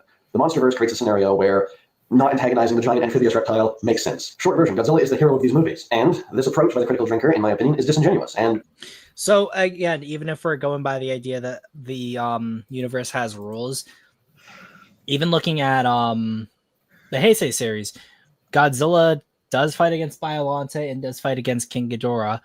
Hypothetically, it could be stated that before Godzilla versus Mechagodzilla 2, if Godzilla was to encounter other monsters that were more malevolent towards humanity, Godzilla would fight those monsters.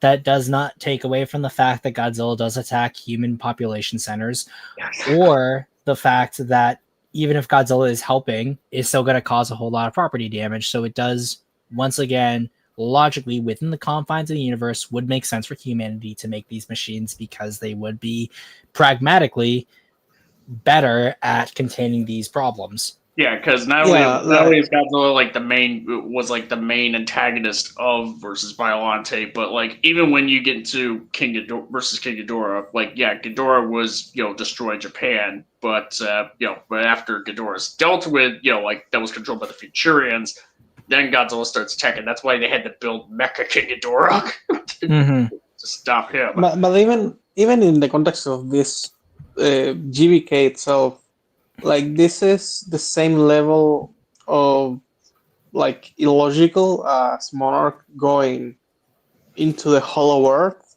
and as soon as they get the thing that they went there to discover and to bring to the surface, they're like, actually, we shouldn't do this because it's immoral. Like it's the same level of illogical, like yeah, or the fact that for some reason, some way, some shape, some form, Apex has the ability to create anti-gravity vehicles and copy the energy signature of a power source that they know is there, but for somehow can't emulate the signature from the surface, so they need a Titan to do it. But if hypothetically, if they're in the Hollow Earth, that would more than likely mean that they'd be able to have an energy signature that is stronger, so therefore they'd be able to track it that way instead of using a Titan to do it. Yeah. So if honestly, anything, like if you're thinking about it, all they really need is Nate is actually not even Nathan. They just need someone to pilot the heaves and then someone to track the power source, which they could really honestly do all in house. Yeah. They just need Monarch for Kong. Yeah, which in reality they don't really need, given all the information that they have explained in the film. Mm. Maybe it's just there to fuel. Yeah, maybe Kong was like a plan B. Yeah, I mean, but still, like they could like have a very probably, unpredictable plan B. Yeah, I mean, like the most thing you could say is like Apex wants pretty much wanted like the most direct way to get to the power sources they can. So that's why they would that's why they approached Monarch, specifically Eileen Andrews, to like get Kong to lead them to it. Yeah, but then the question is that like Kong isn't naturally doesn't display the same powers as Godzilla. And when they're talking about the power signature, they says it's similar to Godzilla. So if anything, they would want to find Titans with similar energy signatures to Godzilla, not Kong. There's no indication that Kong would specifically lead them to the power source. And the power source, again, is similar to Godzilla, so then why would they think that Kong could lead them to it? Well, I mean, I guess maybe it's more to do. Well, I guess you could it's pretty much more to do with the fact that considering that Godzilla is kind of Godzilla's wouldn't really be. They don't consider Godzilla to be that reliable because Godzilla. Well, of course. No, I'm not saying that. That makes all sense. I'm just saying that for this film's plot to happen, you have to forego these logical considerations that could happen in the film, which then changes the film's story fundamentally away from what it is that they want to show. But you can still have the film that you want, I guess. Also, one thing that I always this always annoyed me, and I guess I never heard anyone talk about it because people just accept it. It's when have you seen any apes that instinctively know where to go to find their home that they never been to? That doesn't happen. That's bullshit. And they say, oh, it's kind of what's this type of fish? What's the name of it? Salmon? Salmon, yeah. So, it's kind of like those. And it's no, it's not a fish.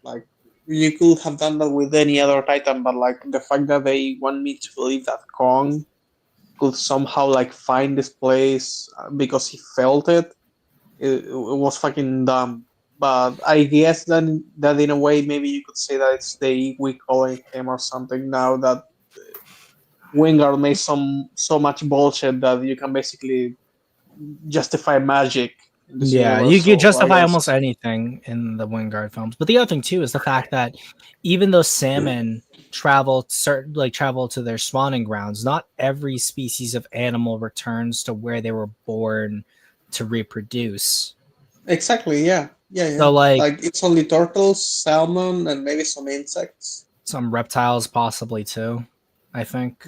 And birds, right? Or am I getting that wrong? I could be getting that wrong.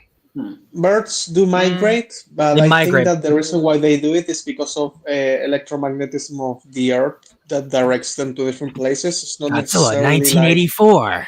Yeah. Cows also move due to electromagnetism when they walk randomly.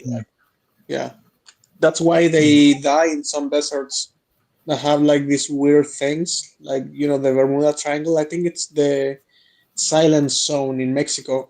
Yeah. Cows who get confused, they don't know where to go, and they just starve and die. That's crazy. But yeah, even looking at the migrations, it has to do with the poles to some degree, but also some birds, they don't necessarily return specifically to where they were born, but they will move and go back to areas where they generally were born. So a similar area, if not the same area, but not the exact same spot. So if the territory is available, they'll probably nest there. But the other thing too is that in Kong's case, Kong wasn't born in the Hollow Earth. We know that the skull crawlers from Skull Island killed his parents. So Kong doesn't know anything else outside of Skull Island when it comes to his territory. So the idea that he would know where to go doesn't make sense. I think, although don't they say it's based on genetic memory though? Yeah, but that's the thing. Genetic memory is not a thing in apes. That's the same thing you said. That doesn't apply to every animal. Exactly. That's my point. But you don't understand, Lau. It's a great ape. That's a whole world. I'd say there's some leniency given the fact that Kong is a Titan and they set up that all the Titans came from the Hollow Earth. So I think it makes sense if you lean into the fact that Kong can probably sense the energy and track it that way, outside of the whole genetic memory thing set up. He somehow figures out that the signatures are there, even though he's never been down there. Yeah, but then again, the question becomes if they can trace the energy trails up from Hollow Earth itself the moment they get down there, and Kong can sense the signal, and they could sense it on their own without Kong, then it would be, again, they'd be able to do that without Kong there to begin with. And not only that, Well, like I'd they say it have was just skull like crawlers, which actually could have come from there. And if they can make a Godzilla, honestly, I don't see how they could not control one skull crawler to, just Yeah. go. Yeah, you think that they would just like, considering that they breed skull crawlers, like you think that Apex would just like kind of breed and raise a skull crawler to just be like eventually just be like, okay, boy, come on, lead us there. Yeah. Or like the fact too that why specific like there is nothing actually in the film that cements the idea that Kong has a direct relation to this energy source itself. Again, Yeah. the film does way more to display that Godzilla has a connection to this energy because it has a similar signature to him, not Kong. Like the only reason why we know there's a connection between Kong's race and this energy source is because there's a temple there that Kong's ancestors built, and then there's the axes built from Godzilla material. Yeah, saying that he somehow knows how to get back there is like saying that Chucky, like the killing doll, was made in China, therefore he can speak Chinese. Yeah, that's because not how like it during the doll's constructions, he would have heard Chinese phrases being said over and over again. Well, here's the thing, Chucky. Actually, no. By this logic, Chucky should know multiple languages because if Chucky's doll was built in China, it does not necessarily mean it was shipped via a Chinese-owned vessel or a Chinese-owned plane. Therefore, he would have been able to pick up dozens of languages before the doll even made it to the U.S. Well, here's the thing: if we're talking about like the OG Chucky, played by Brad Dourif, he's like possessed by the soul of like a guy, anyways, who would know where China is, where it is, anyways. So take that. Regarding established character development from the previous movies, on the other hand, Bruce Wayne's motivation for fighting Superman in Batman vs. Superman now seems to have a real-world equivalent. He has the power to wipe out the entire human race, and we believe there's even a 1% chance that he's our enemy. We have to take it as an absolute certainty. And we have to destroy it. Astonishingly, The Critical Drinker still includes the main theme of the movie. That's the powerful message behind this movie. You see, human ambition is the real monster here, not the skyscraper-sized lizards that can crush entire cities and kill tens of thousands of people just by walking around. Albeit phrasing it in a way that completely disregards everything about Godzilla's characterization, as I just laid out. So again, disingenuous. I particularly love how two teenagers and a fat podcaster can infiltrate multiple high-security compounds without anyone noticing them, because I guess surveillance cameras, biometric security, armed patrols, and locked doors just aren't a thing in this universe. One point I will semi-agree with Will Jordan on is what he says about Madison Russell's quest. At times, it does really stretch believability that basically children and a tech guy can break into high-security facilities, but I would go a step further. I would extend this critique to most adventure and action movies that include children in any capacity. The fact that they survive is, a lot of the time, a little hard to believe, and in my opinion, Jurassic Park is one of the worst offenders in this regard. Those movies just have a lot of immortal children that just magically survive stuff, so... I mean, I would love to hear the examples of what he would name, because if he tries to name the original, oh boy. I would say like excluding the original. What were the brothers in Jurassic World? Zach and Ray. Yeah, I was gonna say the scene where the Indominus grabs the little one's like fanny pack. And the kids grabbed out of there. I would say that's an example. Yes, yeah, that one's stupid. That one, the girl in the Lost World, the gymnast girl. Yeah, Kelly gymnasting a raptor. As much as I love that scene, personally, yeah, the raptor just stands there and lets her do this. Mm-hmm. Like, yeah, she yells, "Hey, you!" and there's like a delay before she kicks him. Like the raptor would have better reflexes to not let that happen. Or the fact that the moment she actually tries to kick the raptor could just jump at her and exactly. That's what I was about to say. And then you have Jurassic Park 3. I would say honestly, Eric surviving, like. I liked it. Eric's survival is that he survives way longer than I think he kind of has any right surviving, because at least in universe, we understand that most T-Rexes can't see if you don't move, and we see that people are just like at some level can outrun large theropods because we see them outrun the Spinosaurus and the T-Rex. So it is possible that Eric could collect T-Rex P. And he studied it. That's the most important thing. Like, I believe it because he mentions that he read several books about it. He read both of Alan Grant's books on dinosaurs, so at least he had some knowledge of not just dinosaurs as a whole, but specifically the Jurassic Park dinosaurs themselves. Yeah. I'd also say too, Maisie also in Dominion has not Dominion, Fallen Kingdom. Well, she's in both. So. Yeah, both of them. Probably both, actually. Yeah. I would say the second one is she like I feel like she has more plot armor because of the whole being kidnapped and then the scene with the Giga. Yeah, and Dodson being an absolutely retarded clown boy, pretty much. A little clown boy. Yeah. And not only that, like also Stranger Things, which is like more modern, I guess, or like culturally, you know, like it's like this huge thing. Fun In fact, I've season never one, seen there Stranger were Things. points. Okay, and just so we know, season 2 they should have all died. Season 3 is more believable somehow, but season 2, I feel like, yeah, no, the kids should be dead, like almost all of them. Interesting. Like that's not surprising me in the least. Not to be fair. I call it the Millie Bobby Brown curse. You know, like she's in something, it means that all the children are going to survive somehow. Yeah, I would say like the closest, because Carl just said it, and just every Jurassic Park film has children because the first one did, along with divorced parents. I would say at least in the case of the first film, I would say it makes sense that they were able to survive in those cases. I'd say the biggest stretch would probably be Tim surviving the electrocution, but like granted, the offenses were designed to keep out all the dinosaurs, so that would include animals of like a similar size to Tim, not just like the T-Rex, Apatosaurs, and the bigger dinosaurs. So like a quick voltage might not kill him, but it's like 10,000 volts, is it? I'm trying to remember what the exact voltage 10,000, is. yeah. 10,000. Yeah. And even then, it was like right when the fence just started up. Mm-hmm. You know, because Ellie was turning them back on because they were trying to reboot the system.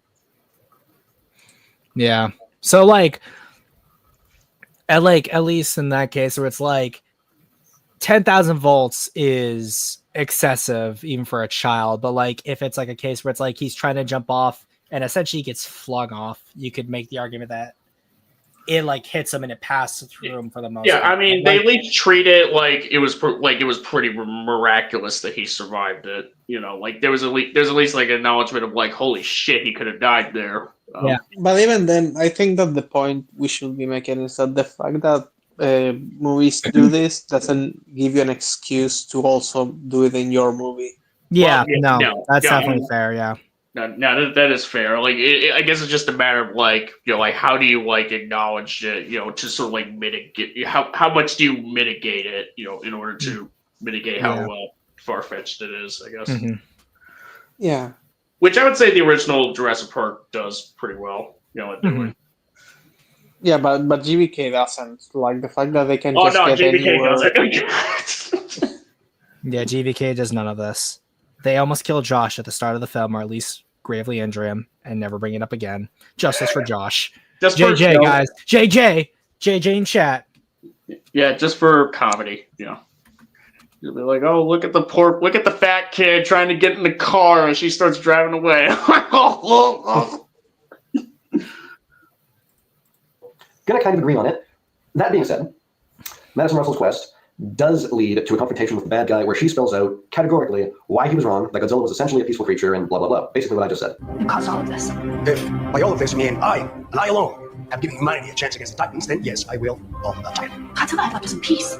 You provoked him into war. There can only be one outcome, Ms. Russell. It seems to have been providence. Maybe the movie is kind of being Captain Obvious by setting up an entire plot to create this confrontation. It's basically taking the message of the movie, writing on a baseball bat, and whacking the audience with it. Metaphorically speaking, I'm not condoning violence of any kind here. And yet, Will Jordan, the critical drinker, somehow did not get it. Also, Jordan has a tendency to throw around the phrase CGI as though it's profane. I keep comparing this to other CGI battle movies like Pacific Rim. Basically what I'm saying here is that the movie delivers all the CGI spectacle you could ever ask for. It's just a CGI monkey punching a CGI lizard. Maybe we should disqualify cartoon animation while we're at it. I mean, it's also just pictures, you know, created with technical wizardry. There's also this weird spot late in the video where he says that the main character is afraid of everything. Damn, she doesn't even get a romance with Geeky Science Guy. Not that you'd want to see it anyway. That guy's a f***ing black hole of charisma that seems to be scared of everything, including personal greetings. But isn't fear a perfectly sensible reaction to being in a dangerous situation? And isn't bravery being afraid, but continuing onward anyway? It's just a CGI monkey punching a CGI lizard with no real physical damage to either one of them. I'm sorry, what? I really didn't know who was winning or losing because neither creature does anything except get knocked down for a while.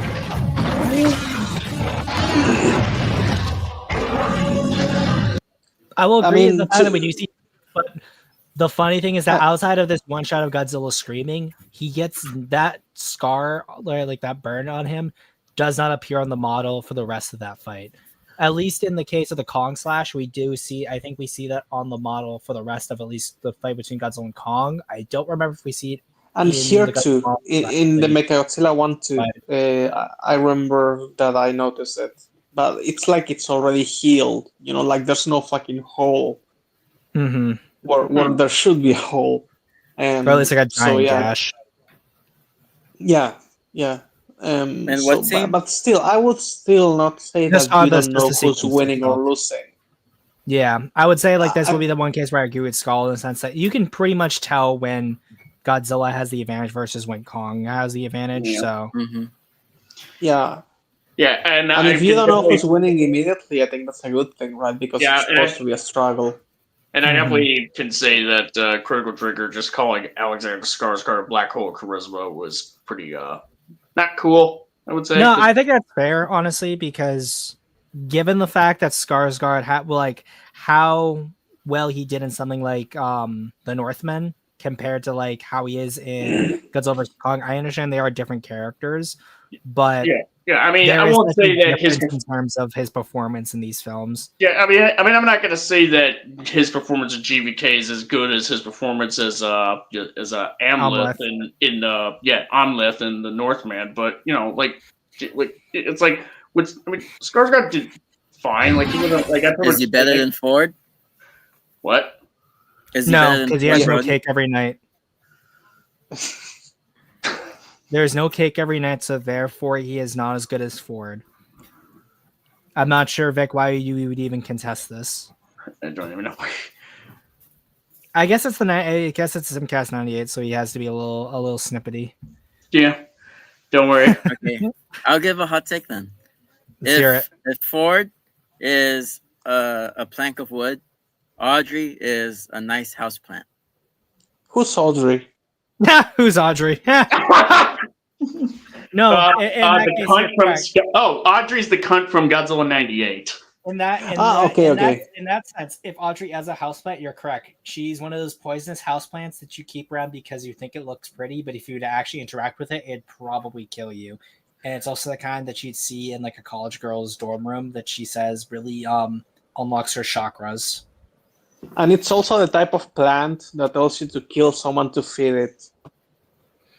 Literally. So yeah, no, I will grant you this, Vic. You have been granted this. Are you happy with what I have done, boy? Yes. I never wanted this. I never wanted to unleash my legions. But if I cannot save it from your failures, Vic, then let the galaxy burn.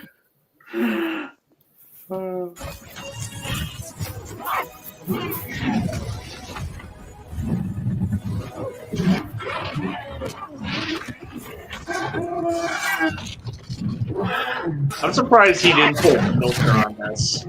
Hey, what? I'm surprised he didn't put a filter over this footage.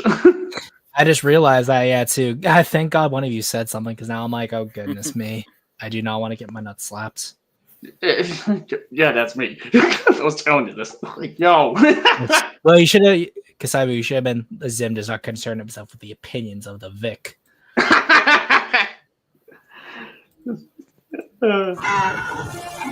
Now that's a lot of damage. Also, it's kind of weird how they move into motion under normal circumstances, but when it's time to fight, they suddenly become as fast and agile as a pair of wild dogs. I get they want to make the fight scenes more fast-paced and interesting than watching a pair of oil tankers bumping into each other, but it just destroys the sense of epic destruction for me. I will commend that he at least relegated what he said about speeding up the action to being just something for him personally, as opposed to saying it as though it's just a indisputable fact. The movie also kind of glosses over the fact that tens of thousands of innocent people are dying as a result of this shit. Damn, at one point they end up sinking an aircraft carrier by using it as a wrestling ring, and there's not even a throwaway line about the thousands of sailors who just took a one-way trip to the bottom of the ocean. If Jordan has ever complained that we don't hear anything anything about the families of the people killed by Indiana Jones, I would love to hear about that.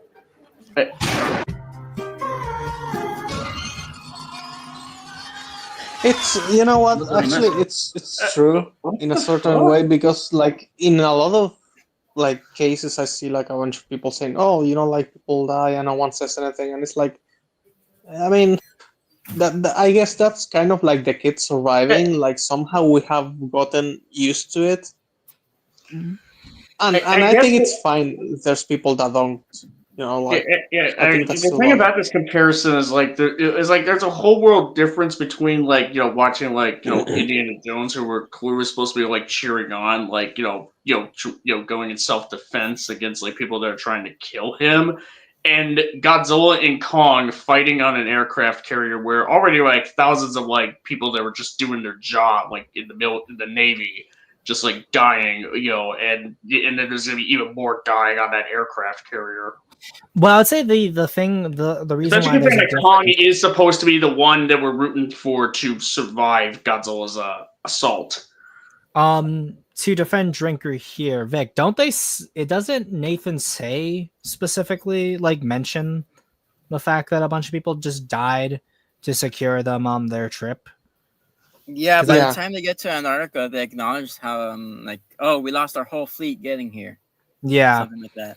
Like, I would say, like, in that case, like, Drinker is wrong in the sense that they do mention the fact that people do die, but I would say too that it does kind of feel like at that point almost a little too late. But like, granted, then the question becomes like, cut out the Gia scene to have Nathan state the fact that like the entire most of the fleet's destroyed. Now we need to like salvage this mission and do that.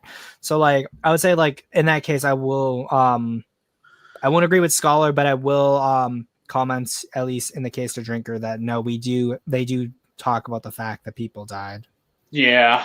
I mean, there is like although it might be minuscule, there was also the news broadcast that mentions that, you know, 8 people died in the first Godzilla attack. Well, I mean, that's nothing compared to like thousands of people dying in the fleet. Yeah, I digress, but still, I mean, an acknowledgement is an acknowledgement if they say lives were lost. And so like, at least then the argument isn't. The argument the argument cannot be they never mention it. The argument would have to change to how significant is the mention. Yeah. Mm-hmm. Yeah, that's the main thing. Yeah.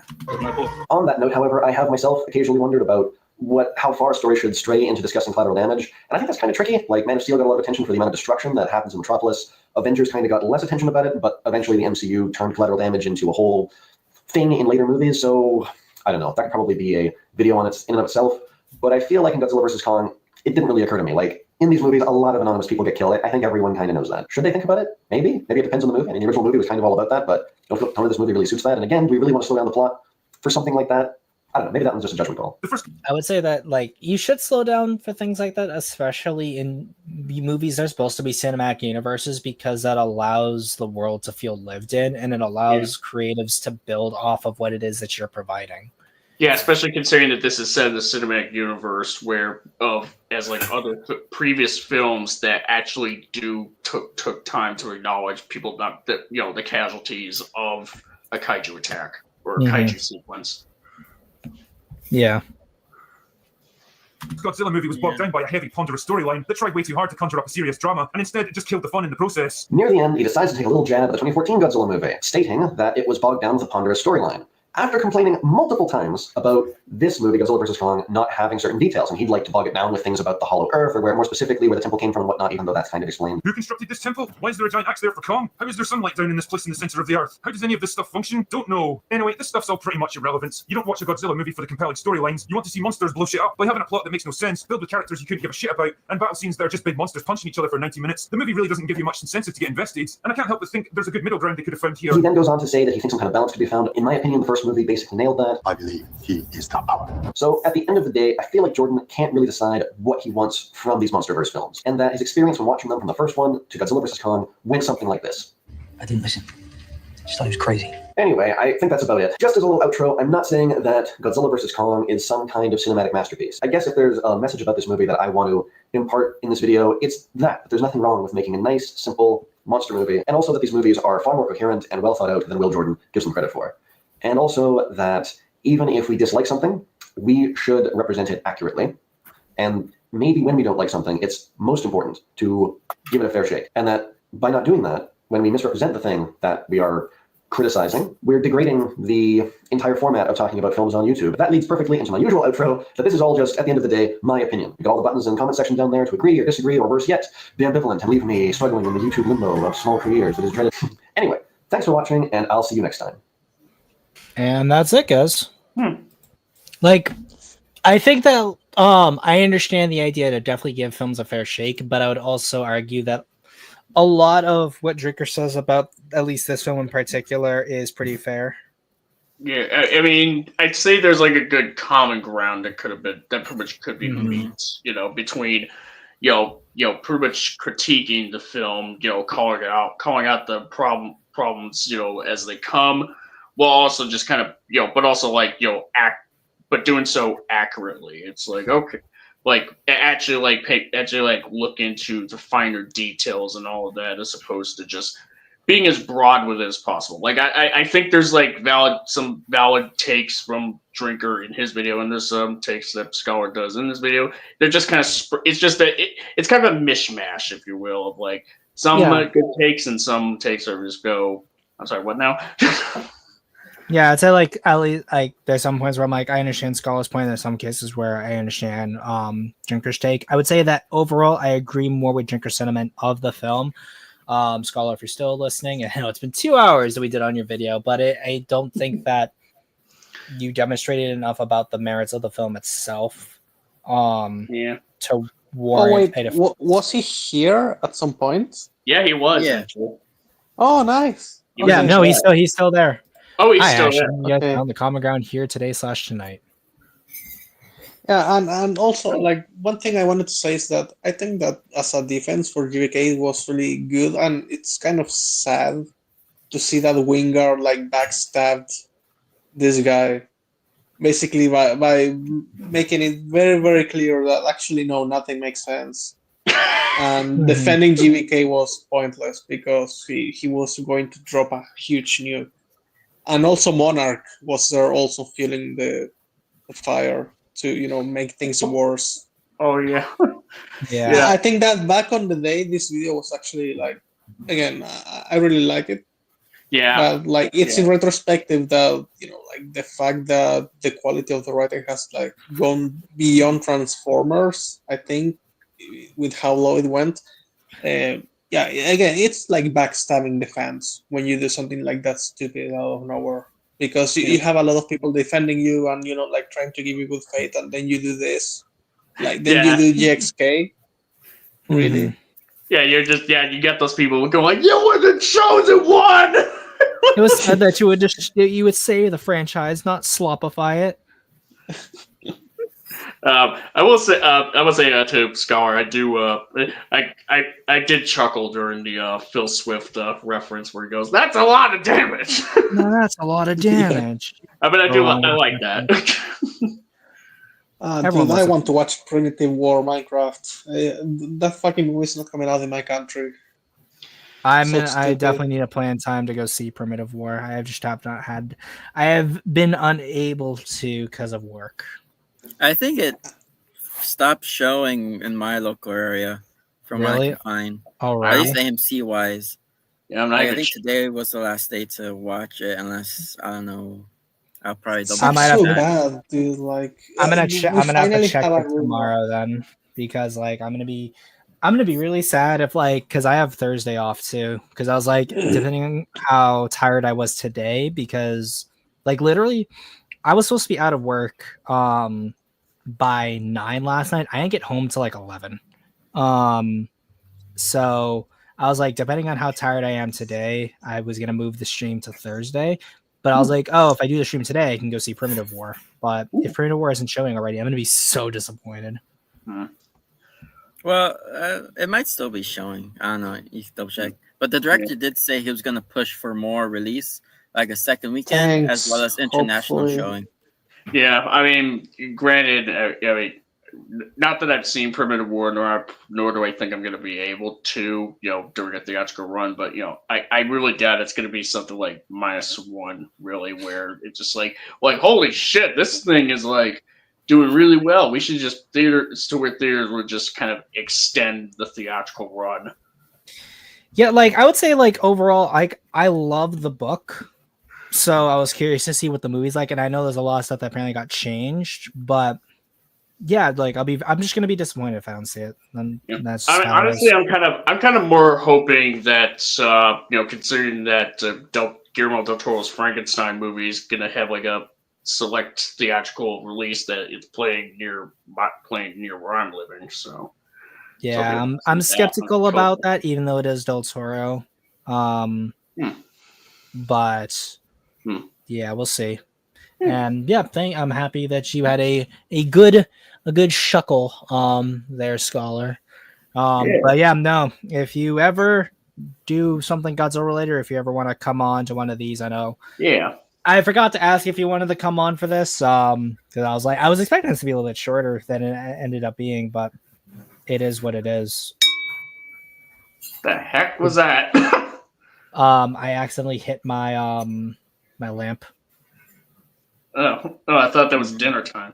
No, dude, I'm hungry too, so I'm probably gonna go to dinner. I'm probably gonna have dinner like right after this too. Oh, to be fair, I actually already ate, so before this stream starts, so never mind. So. Yeah, well, I suffer for the art, guys. I suffer for you. But yeah, no, I think that's all she wrote, guys. A 2 hours in cast, that's not bad. But this does bring me to what I want to see for the next Zimcast after Zimcast 99. So since we're talking about the merits of these films in this stream, what I want to do is, starting with 2014, we are going to do more kaiju writer streams, but the first one of these is going to be Godzilla 2014 rewritten. But that will be the sort of crux of these, is that you are allowed to rewrite these movies, but you cannot remove any characters. And as for scenes, you have to, for the most part, follow the progression of the story as it was in the original, like the original movie itself. So you can't essentially just do your own story. You kind of have to follow this scene to this scene, but a lot of the internal writing in and of itself is what's going to be scrutinized here. Yeah, basically like trying to improve on what we have instead of just saying fuck it and like I'm going to Kuro and yeah, okay.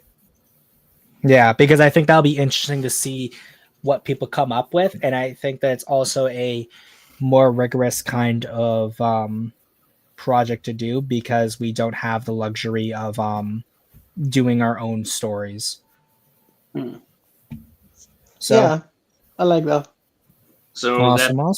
So this is going to be 99, or is that? These are not going to be for Zimcast 99. These are going to be for future Zimcast. So Zimcast features like 101, 102, 103, 104, etc. Zimcast 99 is still in the wraps. There are several videos I want to cover Zimcast 99. So yeah. All right. So more cause and effect between scenes for the most part. All right. More character development, love that. Nice. Yeah, exactly. But I will probably put in more stipulations, and I'll put that in a YouTube post for you guys to follow. So, yeah. I will close this out here. So, again, you guys know where to find me across the multiple platforms. If you're being super generous, you can donate to the Patreon so you can see the progress on my novella. And if you want to pick up something right away, I got new shirt designs. So, yeah, pick those up. But we'll close out here. Lau, you're the last one in, so you'd be the first in the stack to close us out, then C, then Vic. Well, actually, like right now, I'm making my first YouTube video, but since I'm like explaining my own stories, I have to do a lot of pre-production. Like I need to draw a lot, so that's gonna take longer than I thought it would. So for now, I don't really have much to say or to show. So yeah, just thanks for doing this. Scholar, great video. And yeah, good night. All right. No. And this has been your guest, the Sea Monster, sponsored by Amazon, who helped Ice Cube save the world. But no, for real. So this coming Friday, I have a stream coming up. It'll be Sea Monster Live number 50. That'll be on a video related to Jurassic World Rebirth by a certain special someone that I've covered in earlier this year. But that's this Friday. Fan.